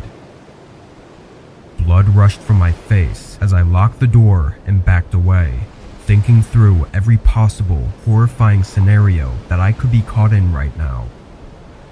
I started putting my things back into my bag and getting ready to leave, but then there was a sudden shake of the door handle. I stared at it with wide eyes, seeing the handle move back and forth like they were trying to force it open. Then it went silent. I waited for a long couple minutes before I slowly and quietly crept toward the door to check if it was safe to make a run for my car. I looked out the peephole, seeing a man leaning against the door like he was listening. I was frozen, but he must have heard something because only a few seconds later he rushed away from the door. I spent no time waiting, leaving the room soon after and getting in my car, pulling out and leaving the motel. I got lucky as nobody else was on the roads and they seemed to have just been plowed. I drove through the storm until I got to my parents' house, taking much longer than it should have. What that man was trying to do, I can't even begin to think of. They had obviously been in the room while I was sleeping and unlocked the door, but what they wanted and why they had to come back to my room, I just don't know. But if I hadn't woken up when I did and stayed asleep for just a minute longer, I might have never made it to my parents' house.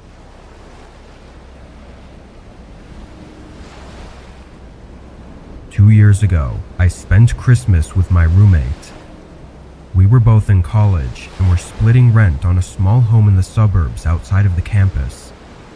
Neither of our families apparently were really big on Christmas, and we were also kind of broke, so we stayed home for winter break. We still did a bit of decorating, and I'd gotten each other some cheap little gifts so we could have our own small Christmas. But other than that, we mostly planned on watching movies and maybe going to a party at night. On Christmas Day, we opened up our gifts and hung out, and around 5, my roommate wanted to go to a party by the campus. I had planned on going too, but for some reason, I was just tired and not really in the mood to go out.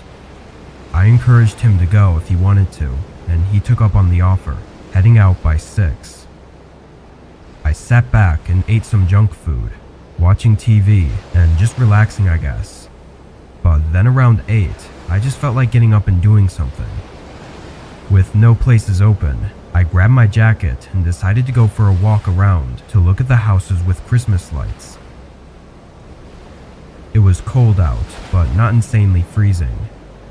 I walked around the neighborhood and through one of the nearby parks, but while I was walking through a portion of the path, I passed by a man sitting on a bench.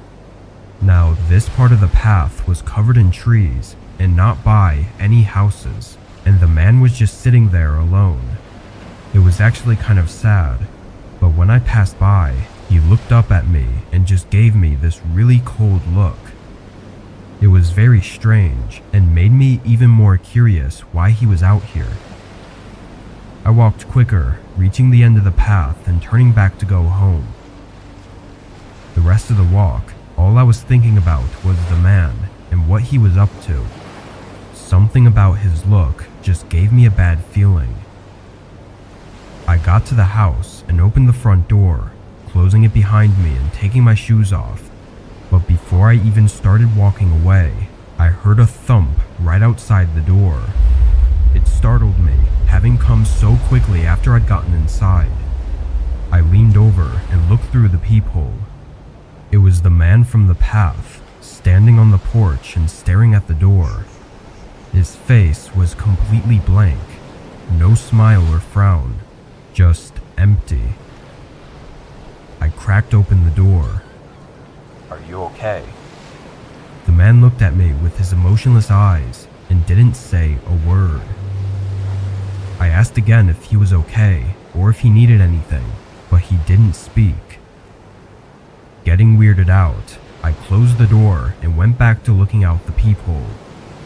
The man stayed there for at least a whole minute, then walked off to the side of the door until he was out of my view. I looked over, seeing the window curtains were open, giving the man a view into my house. For some reason, now I didn't want the man to see me, so I was afraid to go close the curtains. All he could probably view, though, was the Christmas tree and the couch, but it was still really unnerving knowing he was looking into my home. As I stood in place, trying to think of what to do next, a dull thud came from outside the window. I quickly stepped back and looked, seeing the man slam a large rock against the glass. His eyes were still glazed over with no emotion, making it look even more terrifying. I ran and locked myself in a room while I dialed 911, hearing the man continue to repeatedly hit the window. After a few hits, there was a pause, then it began again, but it sounded like he may have moved to hitting the front door. This went on for what felt like several minutes, before finally it went quiet. When police pulled in, the man was nowhere around. Outside, though, there were multiple cracks in the window, and the door had entire chunks of wood smashed out and laying on the ground. The police seemed to think that it was just an intoxicated person based on the information I told them, and he likely had no real reason to target me specifically. Whatever the case, the way he was acting was just insane, and if he had gotten in, there's no saying what he would have done.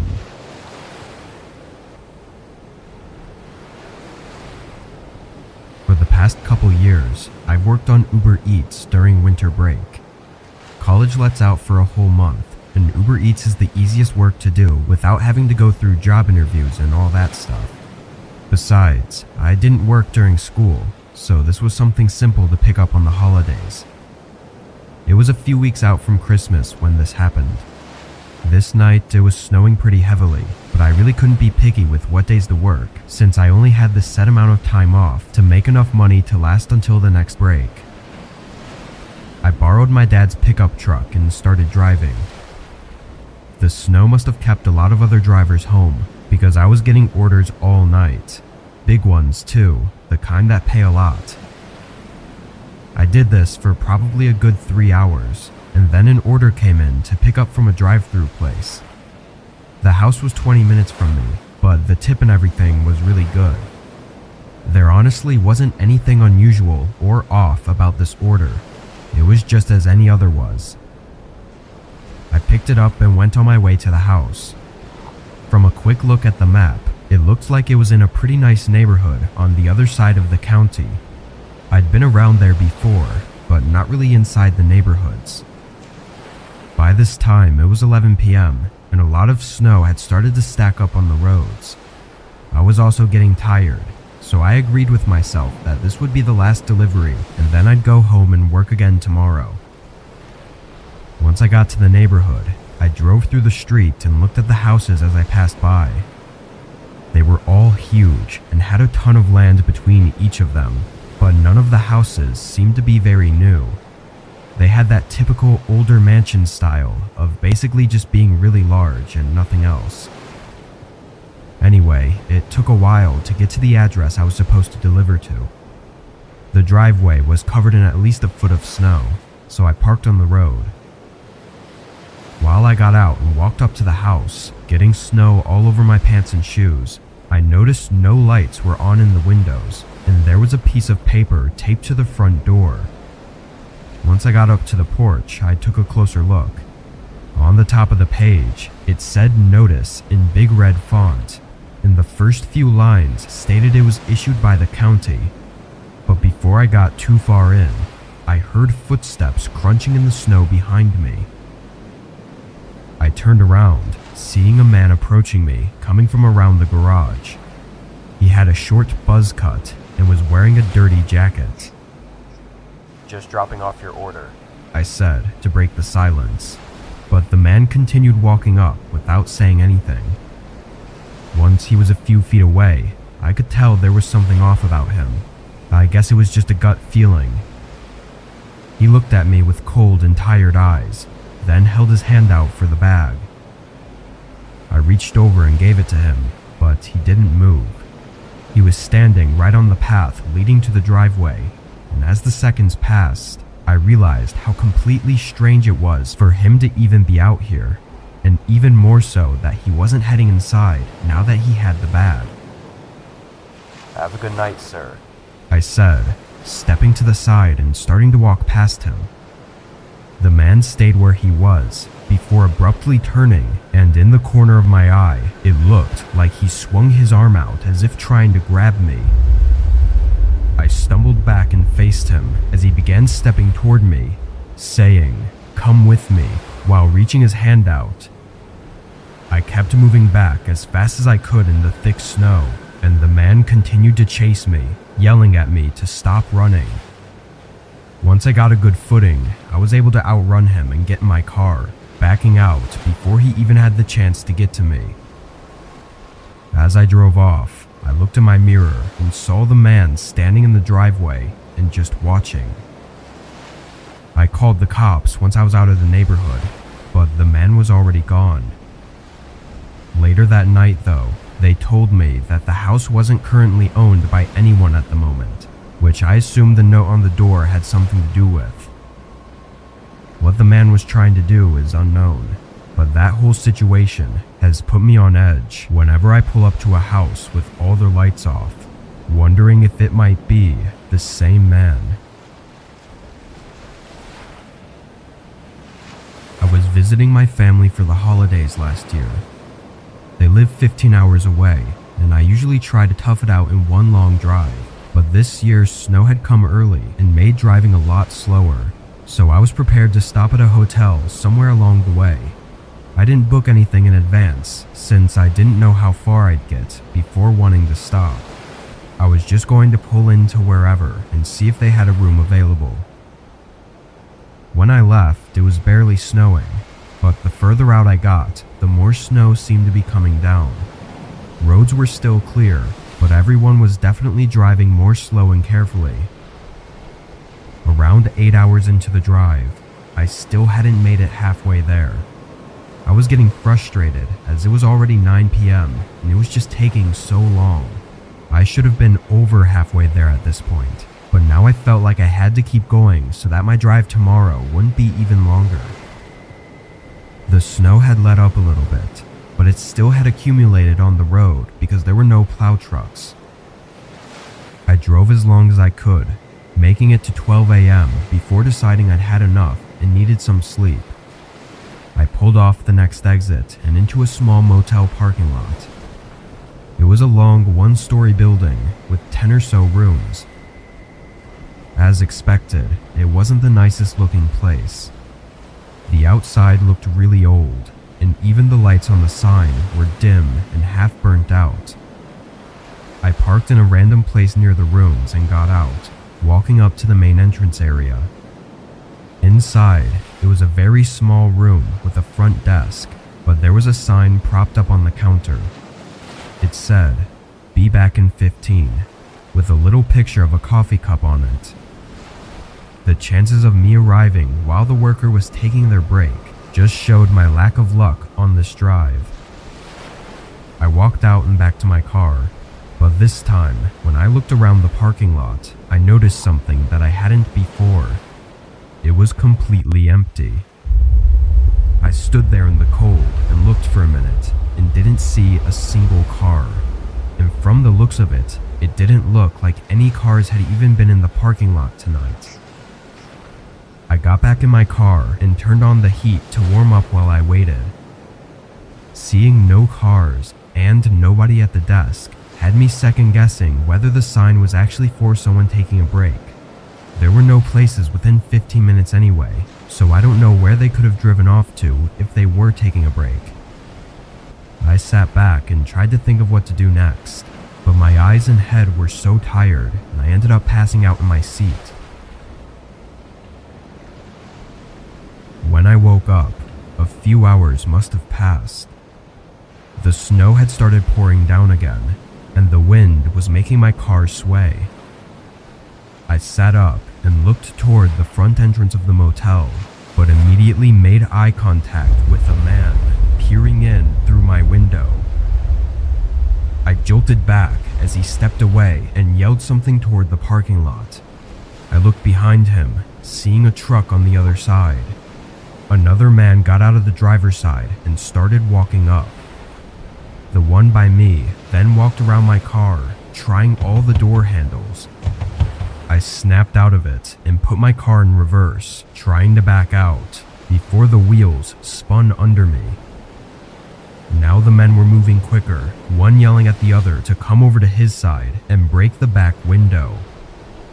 I continued moving my car back and forth, trying to get through the thick patch of snow, but the sudden shattering of the back window only made it harder.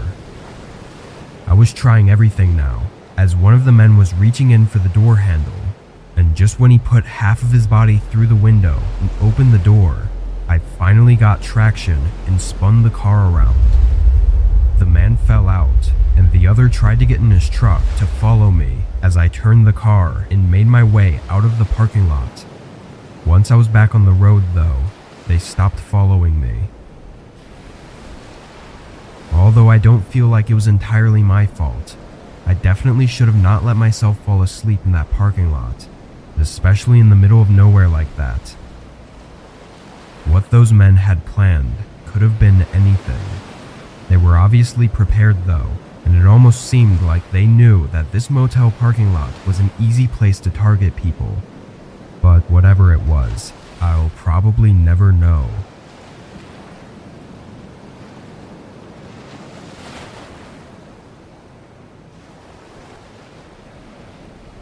It was early December. I was at home this night, spending my day off inside by the fireplace. It was way too cold and snowy out for my liking. I did a bunch of things around the house that needed to get done, but otherwise, it was a relaxing day. I had the news running in the background, listening to how high winds and possible blizzards were to be expected starting tonight. By 5, I was already starting to notice it getting worse outside. I sat on the couch and turned on a different channel. Around 7 though, I could hear wind slamming against the house, and it really did sound like there was a blizzard. I got up and went to the window facing the backyard to see how it looked outside. At first, all I saw was snow rushing to the ground with almost no visibility. But then I saw something else. A figure walking through my backyard. My backyard was pretty big and didn't have a fence, so it wouldn't have been that unexpected if it weren't for the blizzard going on outside. Whoever was out there was just walking at a regular pace, going toward the end of my yard, before the snow and darkness took over any sight I had of them. I stayed by the window for a minute, trying to catch one more look and figure out what they were doing, but I didn't see anything. was honestly scared for them, but also couldn't see why they'd be out there at all. The end of my yard that they were walking to led to a road, but it wouldn't get them anywhere for miles, which was not doable on foot. I went back to the TV, but I still couldn't help thinking about it. And only 5 minutes later, there was a knock at the door. I went over and cracked it open. It was a man in a heavy winter jacket. His nose was bright red, and his face was pale white, like he'd been out in the cold for a while. I couldn't know if this was the same person I'd seen in my backyard, but my immediate guess was that it was. How can I help you? I asked.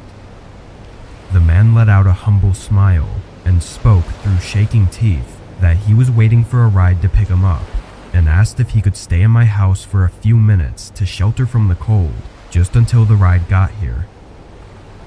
I took a moment to respond because I actually considered it, given the state of the weather.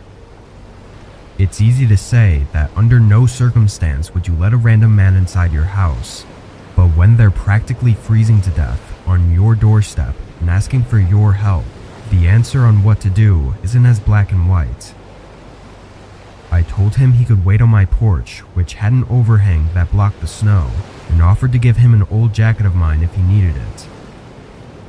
The man didn't look too happy, but just nodded and went off to the side and sat on the chair I had out there. I closed and locked the door, then went upstairs to grab my old jacket. It was way too big for me and was in horrible condition, but obviously that shouldn't matter in this kind of scenario. I picked it up and walked downstairs, about to unlock the door and open it, but something stopped me just a moment before. I don't know what it was, but it made me hesitate. I leaned over and looked through the peephole.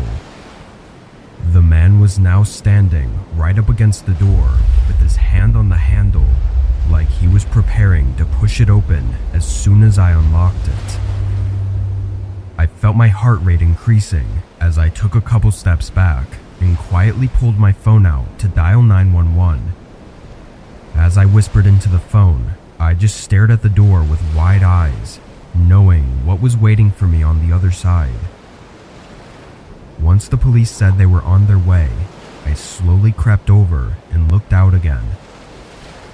The man wasn't there, not on my porch or anywhere in my front yard. He was just gone, like he knew that I had called the police. Nothing else was found that night, and no sign of him ever showed up again. What he would have done if I had opened the door, I can't be sure of, but hopefully he never comes back.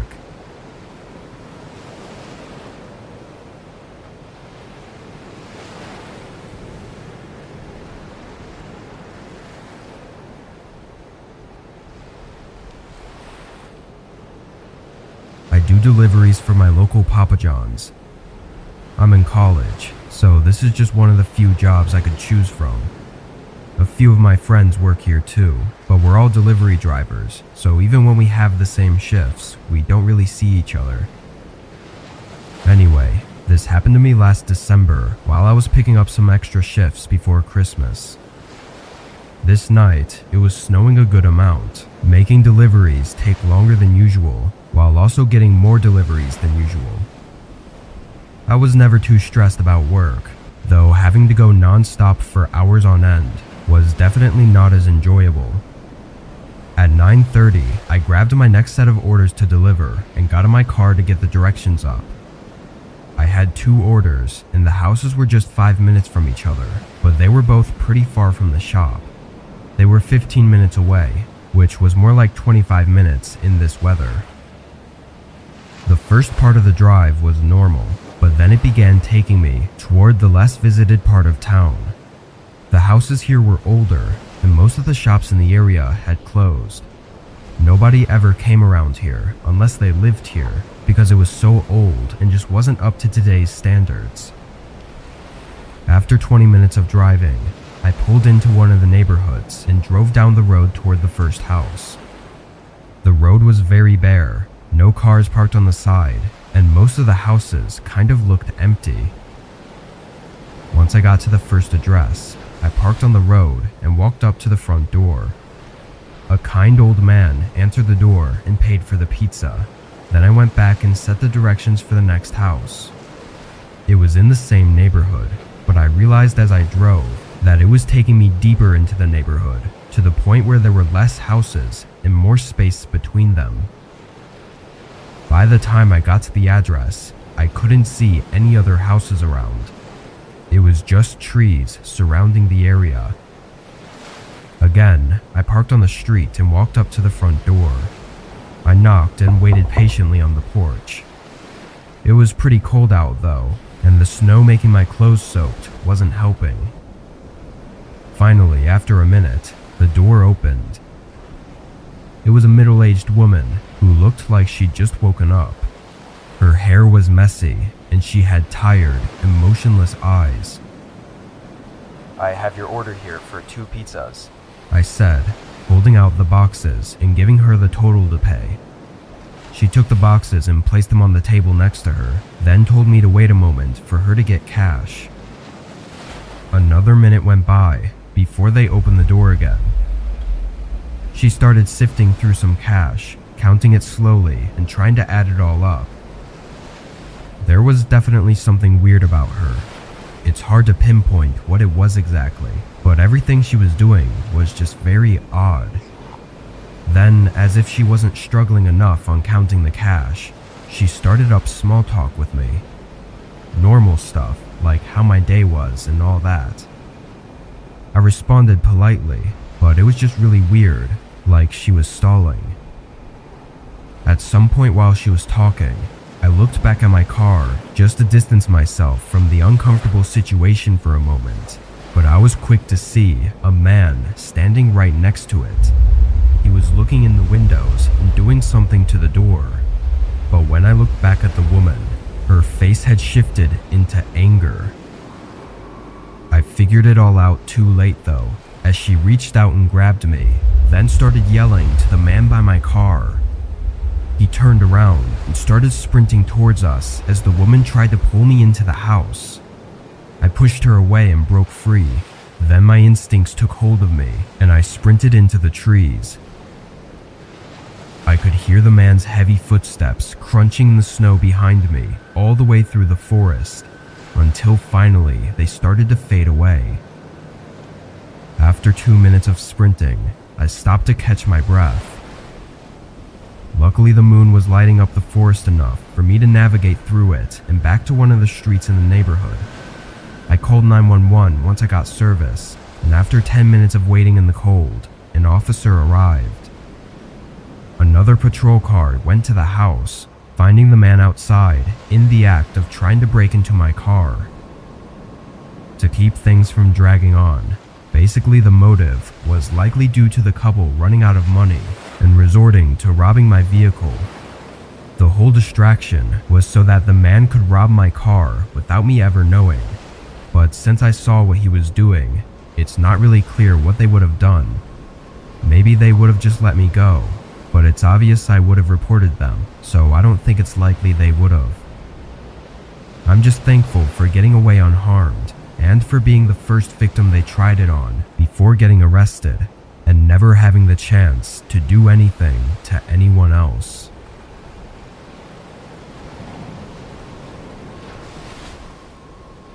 This was just last winter, in early February.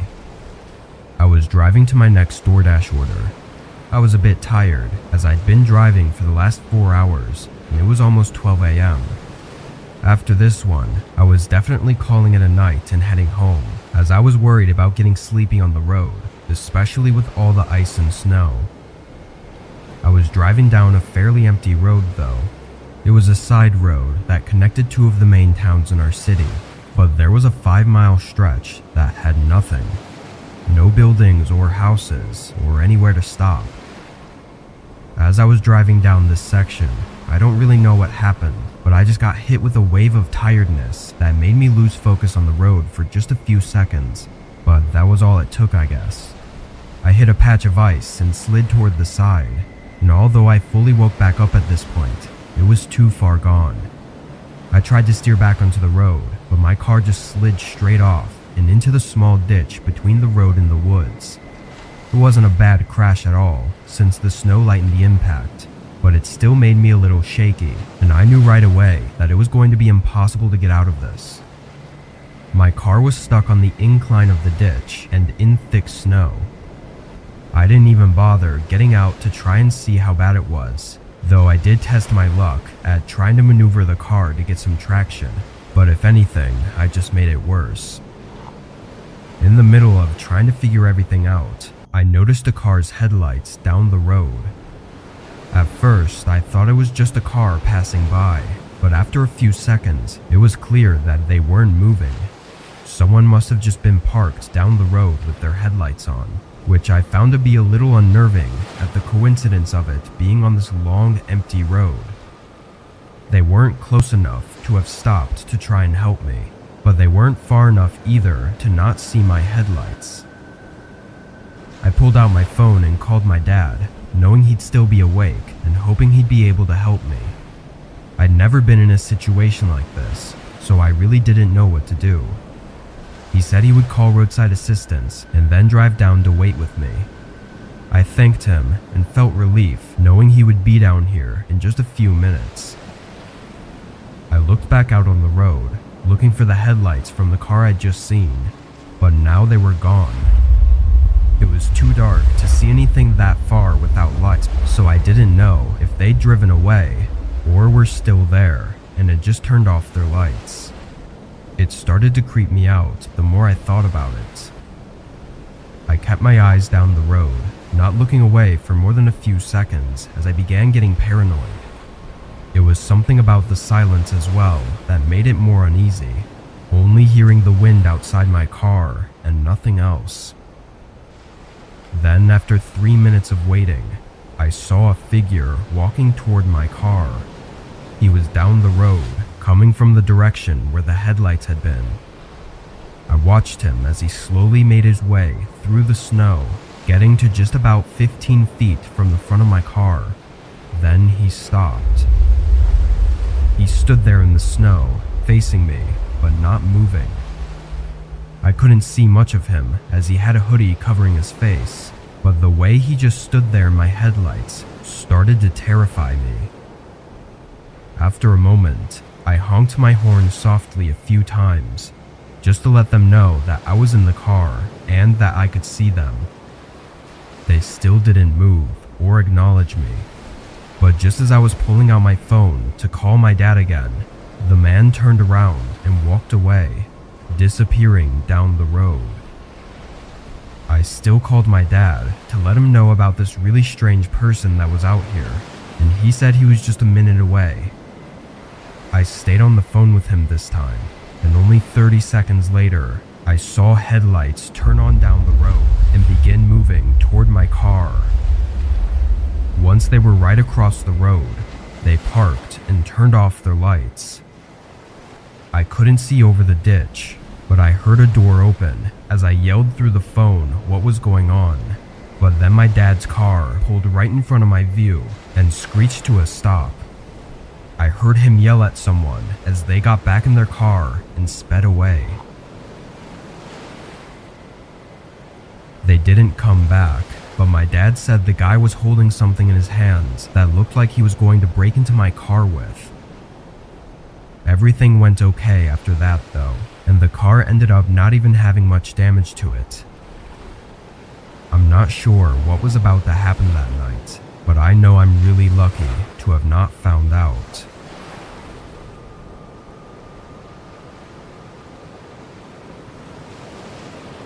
I do Uber Eats on the weekends, and sometimes on days when school is out. This happened just a couple weeks before our school's holiday break. It was a Friday night, and I didn't have any plans at all, so I figured why not make a few bucks instead of being bored and laying around the house all day. I started driving and set up the app to start getting orders. It wasn't snowing out, but it was really cold and windy, and there was still a thin layer of snow on the roads from earlier in the day. I think it was 6 p.m. when I started, and I did a few orders before I got one to pick up from a nearby Burger King. Once I got the food, I checked on the app where I was going. It was clear at first that it wasn't a house address, but when I zoomed in, I was a little more confused to see it was at the corner of two streets, looking like maybe a gas station. Although finding it to be unusual, I clicked begin route and started driving over. I didn't think it was anything bad. I just thought it was going to be an awkward interaction, since I'd probably have to find the person in the parking lot and give it to them directly. Usually I never see the customers and just do a quick drop-off. As I got closer and drove up to the intersection it was at, I saw that it was a gas station that was right in the spot the directions were taking me. The gas station itself looked normal, but no cars were in the parking lot. I pulled in and parked in one of the spots at the back, then stayed in my car and tried to look around for anyone. The app should have let them know that I'd arrived, so I was expecting someone to be out here waiting for me. But even after a couple minutes, nobody was here. I sent a text through the app, just letting them know that I was in the parking lot and waiting for them. Then I got out of my car to see if I could get a better look around. The whole intersection was empty. No cars were passing by, and all the stores across the street seemed to be closed for the night. The longer I stood out there, the more unsettled I got. I checked my phone, still seeing no response from the customer. I was just about to get back into my car before a truck pulled into the gas station. They passed the pumps and drove right up to me, parking just a couple spots away. It was an older, dark red pickup with tinted windows.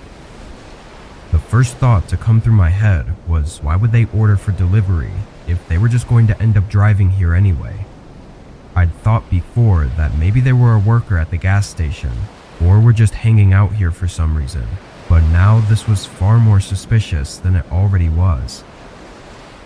The driver door opened and a man stepped out of the truck. From one look at him, he had a very disheveled appearance, like something you'd expect from someone living on the road. Even his clothes looked dirty, stained, and torn. As he got out, I held up the bag with a slight smile, but the man didn't even look at it. He kept his eyes locked on me as he approached, and something struck me, giving me the feeling to get out of there immediately. I set the bag on the ground, and almost right away, the man started walking faster as if he knew I was going to leave. I got in my car and started backing out just as the man got up to my door, but then he ran right back to his truck, leaving the food on the ground. As I left the gas station, I saw him back out quickly and start speeding toward the exit I was leaving from. I floored it, going through a red light and just speeding down the road until I got to where more cars were. The truck tried to follow me for a minute, but then turned away. Once I was safe, I called the police, but really nothing came of it. In the heat of the moment, I never even thought to check the man's license plate, though thinking back, I'm not sure if he even had one. I don't know what he was doing, or what would have happened if I didn't leave when I did, but knowing that I was so close to finding out is still horrifying.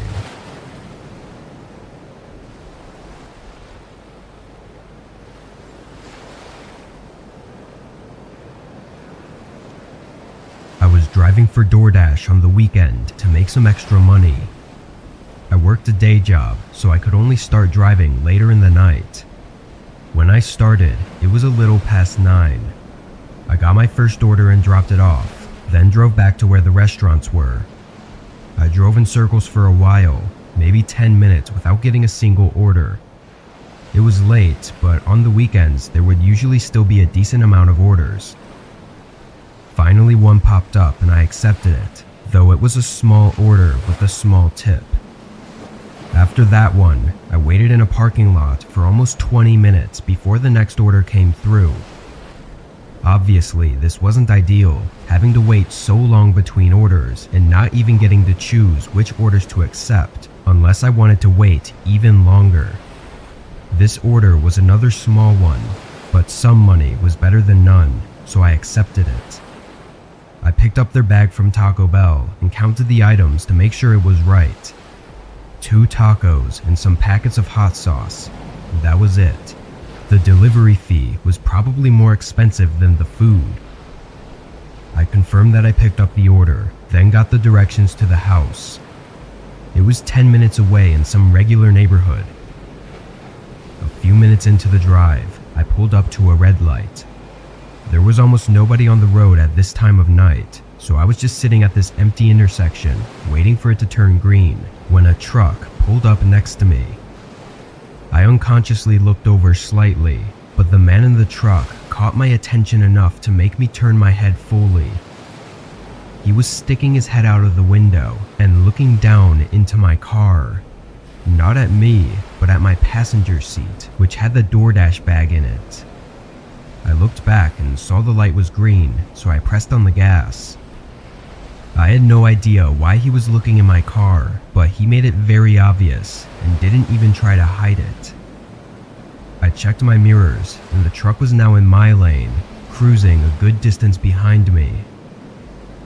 As I continued driving along my route, the truck stayed behind me, but I couldn't say for sure if he was following me or not, because the route was straight all the way until the neighborhood. When I turned in, I stared at my mirrors, waiting anxiously for the truck to pass the entrance. But after 10 seconds, he turned in behind me. There was a chance he just lived here, and I knew that, but after seeing him looking in my car, I felt like I was justified in my suspicions. The route had me go down a few turns in the neighborhood before taking me down to the last road with the address on it. I turned, and right away I saw the dead end sign a few houses down. I braked and pulled over, staring at my rearview mirror. The truck pulled in behind me and parked. As I waited in my car, trying to come up with a plan, the truck behind me was just sitting there with its headlights on. Then I got a text. It was from the DoorDash customer, asking when the delivery would be arriving. This was all coming together, and I realized that the man in the truck, likely my customer, was waiting for me to get out of my car. Even though I knew what was going on, I still had no way of getting out of it. After a minute of me panicking to figure an escape, the man got out of his truck. He walked down to my car, but stopped right by the trunk. I watched in my mirror as he stood there, looking at me through the back windshield.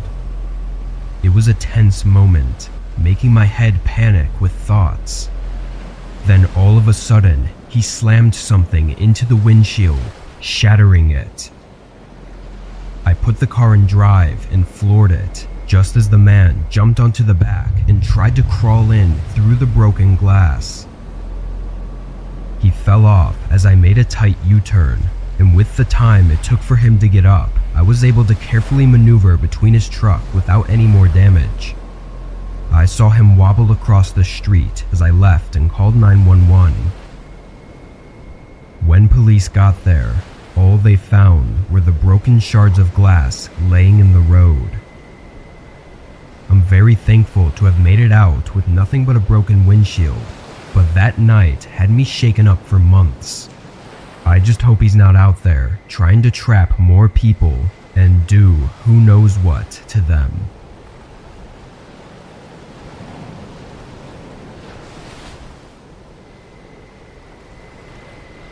I'm an Uber driver, mainly working in a large suburb outside Las Vegas. The city is a bit sketchy sometimes, but this suburb is known for being a nicer area, so I never found myself worrying too much. Sure, I'd get some weird people sometimes, but they were usually just drunk, high, or otherwise intoxicated in some way. I'd worked for a few months with no issues and found myself actually enjoying the job. On this night, I was working around my usual time between 6 and 10 p.m. It was one of those nights where I was getting a lot of people and making a lot of money. When 10 o'clock came around, I chose to keep grinding out these pickups and make as much as I could. The very next order after 10 was from someone 18 minutes away at an undefined location. This wasn't out of the ordinary.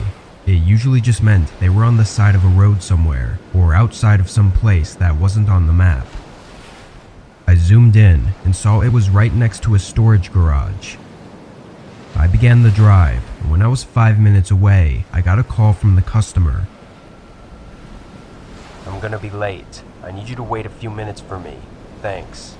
He said quickly while breathing heavily like he just ran a mile. The man hung up right after. I can't say I'd ever had someone tell me that they were gonna be late, but I didn't mind waiting a few minutes. I knew if I canceled it, then he'd have to wait another 10 to 20 minutes for a new driver to get there, and I was hoping that by waiting, he'd give me a little extra tip money. When I arrived, I didn't see anyone outside, so I pulled in and parked in the storage garage parking lot. I waited for 5 minutes, then I saw a man in my mirror. He was walking quickly out of the storage building, holding a large duffel bag. When he got in my car, a nasty odor came from him. I also saw that he was dripping in sweat, and it was really gross. I'd picked up people from the gym before, so this wasn't too terrible, but it never made for a good experience. I tried to not make a face and greeted him. The man said nothing, so I got back on the road. During the ride, the man held the duffel bag on his lap and stared forward without speaking a word. It made me feel uncomfortable, so I didn't speak either. After a 20-minute drive of awkwardness, I finally got to the destination. It was a corner of a street, not an address. Before I could even shift into park, the man hurried out and started walking away. After all that, I wasn't expecting any sort of tip, which was a disappointment, and enough so to get me to call it quits for the night. During my drive home, I noticed that smell never left my car, even when I tried rolling the windows down. It was so bad that I had to pull over and check to see if he had left something in the back seat. I opened the door and immediately saw some red spots on the seat. I'm no expert, but it looked like blood. I called the police, and after some looking, they confirmed that it was, and there was a lot of it. We tried to track the Uber account, and the next day, they even contacted the storage unit, but had no luck with identifying the man. After thinking back on all of it though, I'm sure that guy did something terrible just minutes before I picked him up. I mean, he was sweating and carrying a duffel bag with blood soaked into it. And on top of all that, he used fake accounts with both Uber and the storage unit. It really showed me that even in a place that's considered to be nice and safe, there's still terrible people doing terrible things. I took a week off from Uber, then got back to it, but I'm way more cautious about who I'm picking up.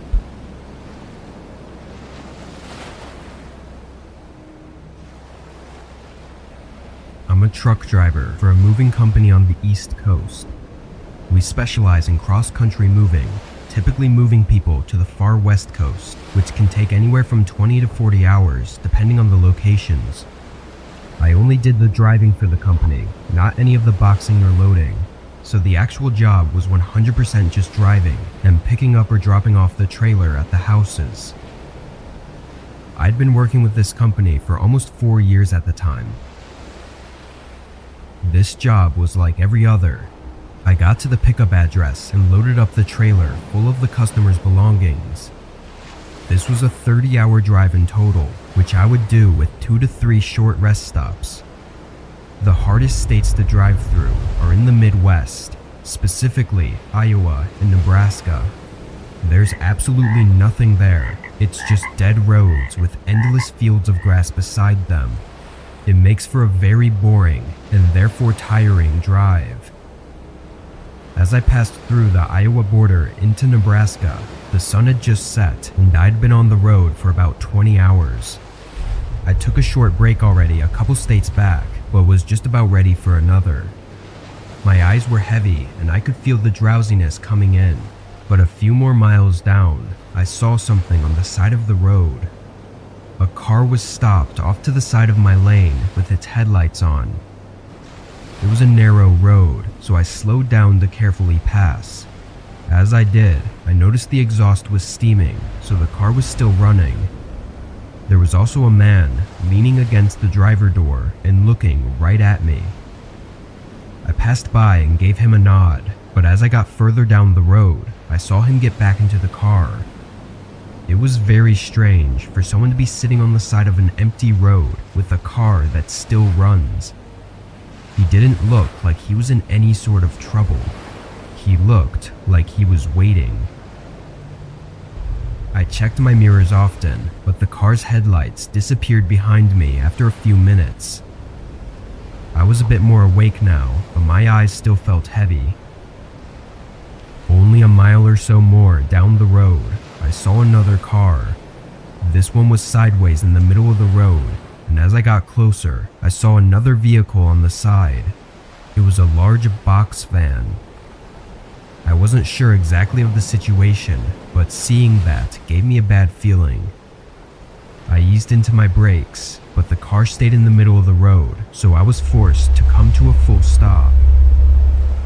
I was maybe 20 yards away and could see multiple men standing along the road and one man in front of the car. I'd have to be the dumbest person in the world to not understand what this was at this point. With no better options, I started moving the truck backward. The men stayed where they were with this horrifying confidence. Then a light shined behind me and a car approached, blocking the way back. A man got out of the car, sprinting at the back of my trailer, and at the same time, all of the men in the front started sprinting at me too. In that instant, my mind went blank and all of my adrenaline took over. I slammed on the gas as I heard a pop on the back of the trailer and the doors swung open.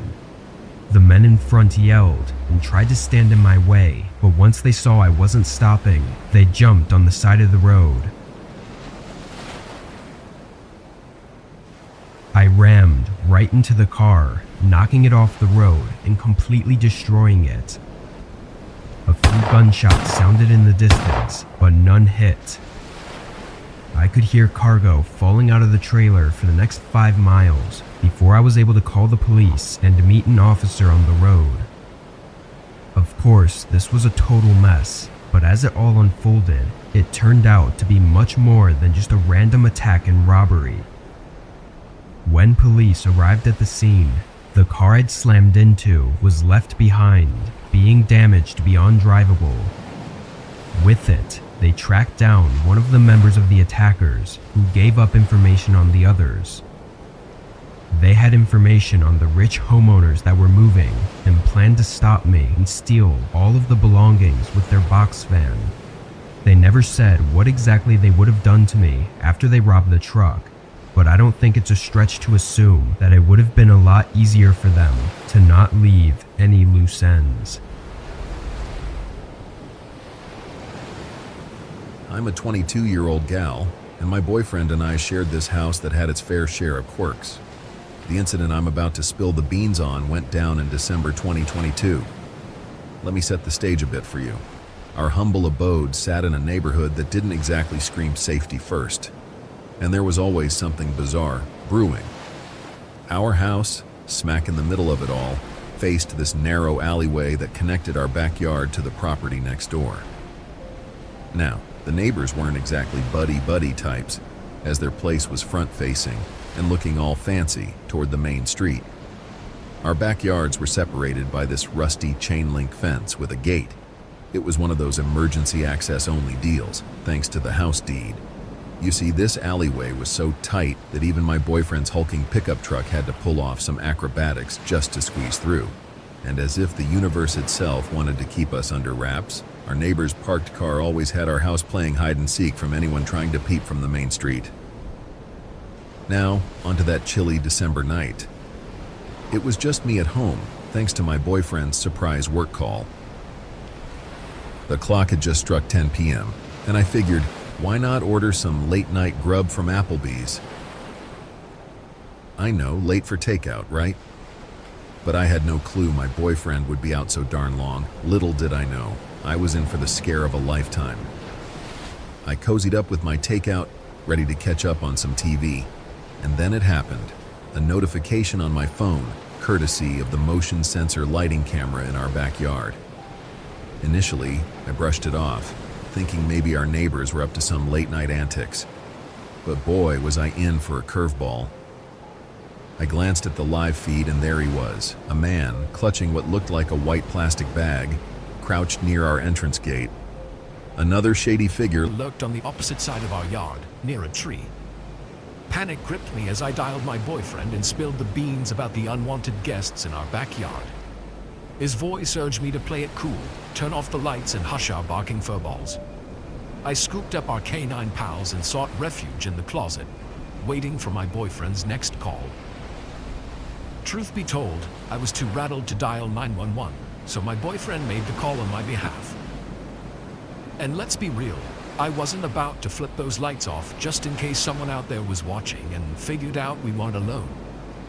As I waited in the closet, I kept a vigilant eye on the live camera feed, praying I wouldn't see those creeps again. At last, they disappeared from the screen. I replayed the footage, heart racing, only to notice something eerie. They'd entered our neighbor's driveway, slinked through the gate, and craftily as a fox, avoided setting off our camera as they approached our bedroom window. It was at this point that the motion-activated light flicked on, and the camera's robotic voice chimed, "Hi, you're now being recorded." Our bedroom window, the biggest one we had, was right at the back of the house, and it would have been a piece of cake for them to boost themselves up and check if it was open. But thank the stars above, we had a hefty wooden dresser blocking their way, making any attempt at breaking in impossible. My boyfriend rang me back to deliver the news. The police were en route and instructed me to stay frosty. After what felt like an eternity, I spotted the blue and red flashing lights of the police cruisers in our backyard. They looked bewildered, trying to pinpoint which house was ours. I dashed out to meet them, introduced myself, and gave them the lowdown on the whole situation. As I recounted the spine-chilling events, my boyfriend arrived back home. We dished out all the deets to the police and showed them the footage. Sadly, there wasn't much they could do, as the creeps had vanished from our backyard. Nevertheless, we insisted on having the incident officially documented. One of the officers mentioned that it seemed like these folks had their eyes on something in our yard. Our backyard was a quirky collection of stuff, a concrete mixer, a couple of bikes, a kiddie pool for our dogs, and even a bike track. If these miscreants had tried to swipe any of that, I might have just rolled my eyes and let it slide. But it was crystal clear that they knew our yard layout like the back of their hand, from the gate to the camera placements. For days after this hair-raising ordeal, the fear of being home alone, especially at night, gnawed at me. The police did a quick neighborhood sweep before departing, but we haven't received any further updates about the situation.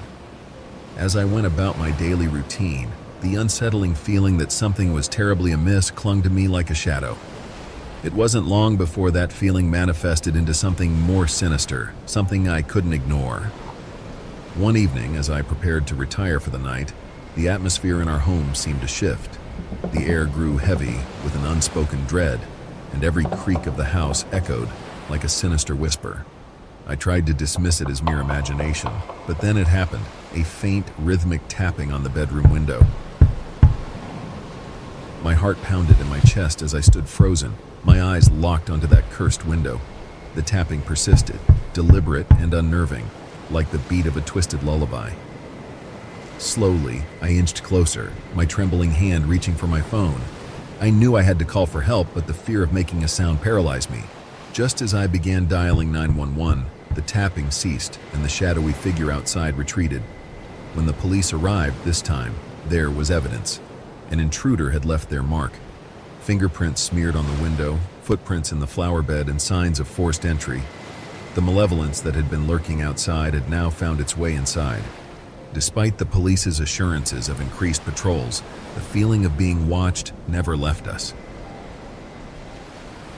When my boyfriend returned from his work assignment, he found me on the brink of insanity.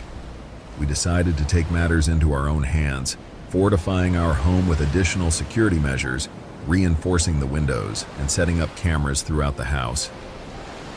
One fateful night, we received a notification of our security app, and then we saw it. We stumbled upon a chilling truth: a real weird-looking man, twisted with malevolence, moving silently through our living room. His eyes, filled with madness, bore into the camera, and then the feed abruptly cut out. My husband and I exchanged terrified glances, our faces reflecting the same question. How the fuck did this man enter our home unnoticed? The sheer madness in his eyes sent a cold shiver down my spine, and I whispered to my husband that he should stay in the bedroom. We dared not to make a sound, and the eerie thing was that we hadn't heard any footsteps this whole time. It was as if he was hiding somewhere, waiting to jump on us. With trembling hands, we dialed 911, urgently calling for help. The police arrived promptly. They stormed inside, searched the whole house, but didn't find the madman. We presented them with the horrifying evidence. This time, they took it seriously, launching a full-scale investigation into the intruder's identity and motives. Their discoveries sent shivers down our spines. As it turned out, this man had a dark history of violent crimes, committed a murder in the past, and was for some reason fixated on our home. Was a disturbing revelation. In the end, with the police's help, we apprehended the man who had haunted us. He was taken away, and we moved far from that accursed place, hoping to escape the malevolent forces that had tormented us. I'm a 36-year-old guy, living in a ground-floor flat in a quiet seaside town in England with my girlfriend. The eerie incident I'm about to share happened on a Saturday night when I was all alone, and it still gives me chills. It was around 10:30 p.m., and I was in the middle of watching some YouTube videos, contemplating playing a game on my laptop. I had no inkling that the night would take such a terrifying turn. You see, my girlfriend had gone out with a couple of friends she hadn't seen in ages, and I decided to stay up late, waiting for her to return safely. Little did I know that safety would soon become a distant memory. As I was engrossed in my online entertainment, an unusual sound pierced the silence. The handle of my front door started rattling as if someone was hell-bent on barging in. Panic coursed through me. My girlfriend wasn't due back until closer to midnight, and unexpected late-night disturbances were far from ordinary. Curiosity mingled with fear, compelling me to investigate. I tiptoed toward the door, and as I neared it, the rattling inexplicably ceased. My heart raced as I peered through the peephole, and what I saw sent shivers down my spine. A man stood there, his back to me, hunched over as if lost in despair. The dimly lit hallway added an eerie aura to the already unsettling scene. I was torn between confronting this intruder and seeking safety. Convinced it could be a simple mix-up or some intoxicated soul who had lost his way, I retreated without revealing my presence.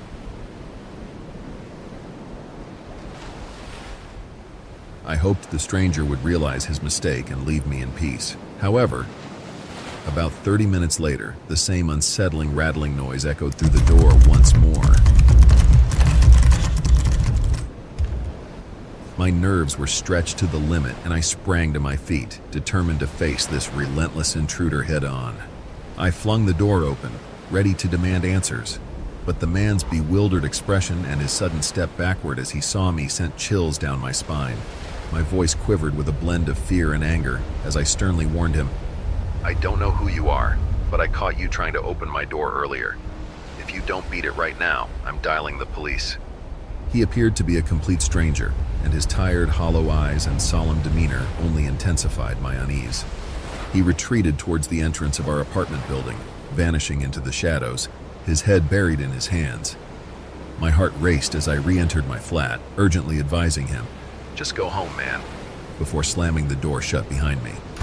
Now I was torn about whether to involve the authorities, so I shot a text to my girlfriend, explaining the unnerving situation and urging her to give me a call when she was ready to come home. I wanted to ensure she wouldn't encounter the mysterious man lurking outside. As I anxiously awaited her call, I kept a watchful eye on the empty apartment entryway and stairwell. The night remained eerily quiet, and I didn't spot the stranger when it was time to pick up my girlfriend and her friends. When we got back home, my girlfriend speculated that he might have been a lost soul, perhaps a bit too tipsy, searching for a friend's residence. Though her theory made sense, a lingering unease lingered in the back of my mind. I couldn't determine if the man had any connections in our building or if his intentions were more sinister. All I could do was hope he would stay away. I felt a profound sense of relief that we had always kept our front door locked and bolted that night, preventing who knows what kind of chilling encounter. The following day, I engaged in a conversation with some neighbors, hoping to uncover more about this mysterious intruder. It turned out that a few of them had spotted the man lurking around before, behaving strangely and making everyone uneasy. None of them had a clue about his intentions or what he was truly up to. In response to the unsettling experience, we decided to fortify the security around our flat. We installed sturdier locks and double-checked all the windows to ensure our safety. My girlfriend and I remained vigilant, watching for any signs of the enigmatic man, but he never reappeared. The memory of that spine-tingling night still lingers, leaving us to ponder if we will ever uncover the truth about the man who invaded our tranquility that fateful evening.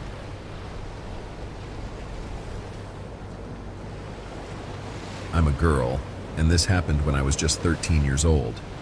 It was around Christmas, and my parents and little sister had gone out shopping, leaving me home alone. I cherished these moments when I had the house all to myself. My sister's shoes were by the front door instead of the garage, as she had left through there. I closed the door behind her and went back inside.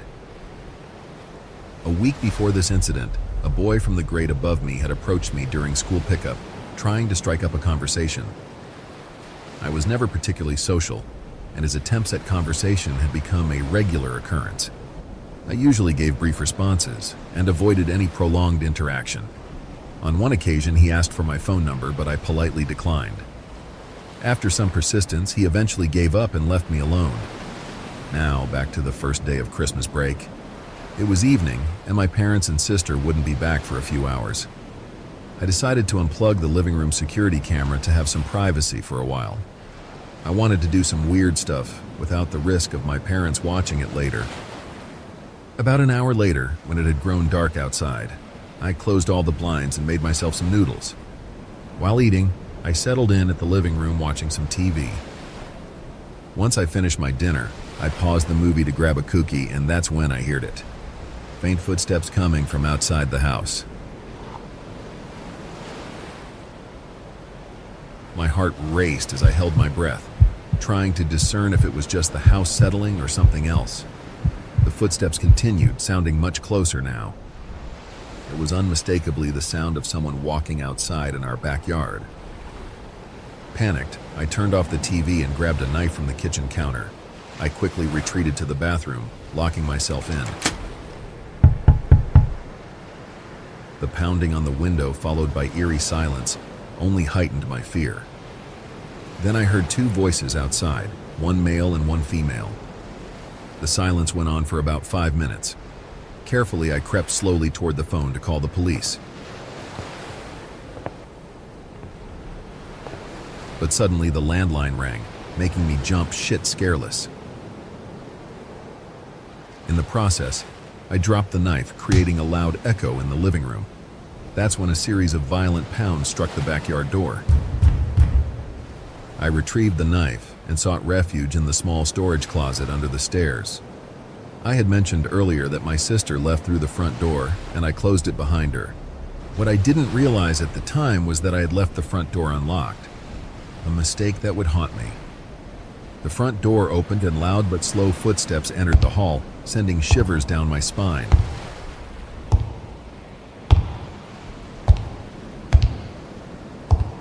I struggled to control my breathing, attempting to be as quiet as possible. I could hear the intruders moving through the house, their voices filled with anger. The male voice called out, "Where the hell are you, you little bitch? I know you're here." It seemed oddly familiar, possibly the boy from school. As expected, the closet door swung open, revealing the girl. Without thinking, I slashed at her with the knife. She screamed, blood dripping on the floor. and she slapped me hard enough to make me fall. The woman fled the house, slamming the front door shut behind her. Minutes of tense silence followed as I gathered myself. I locked the front door and quickly cleaned the blood from the floor using soap and water.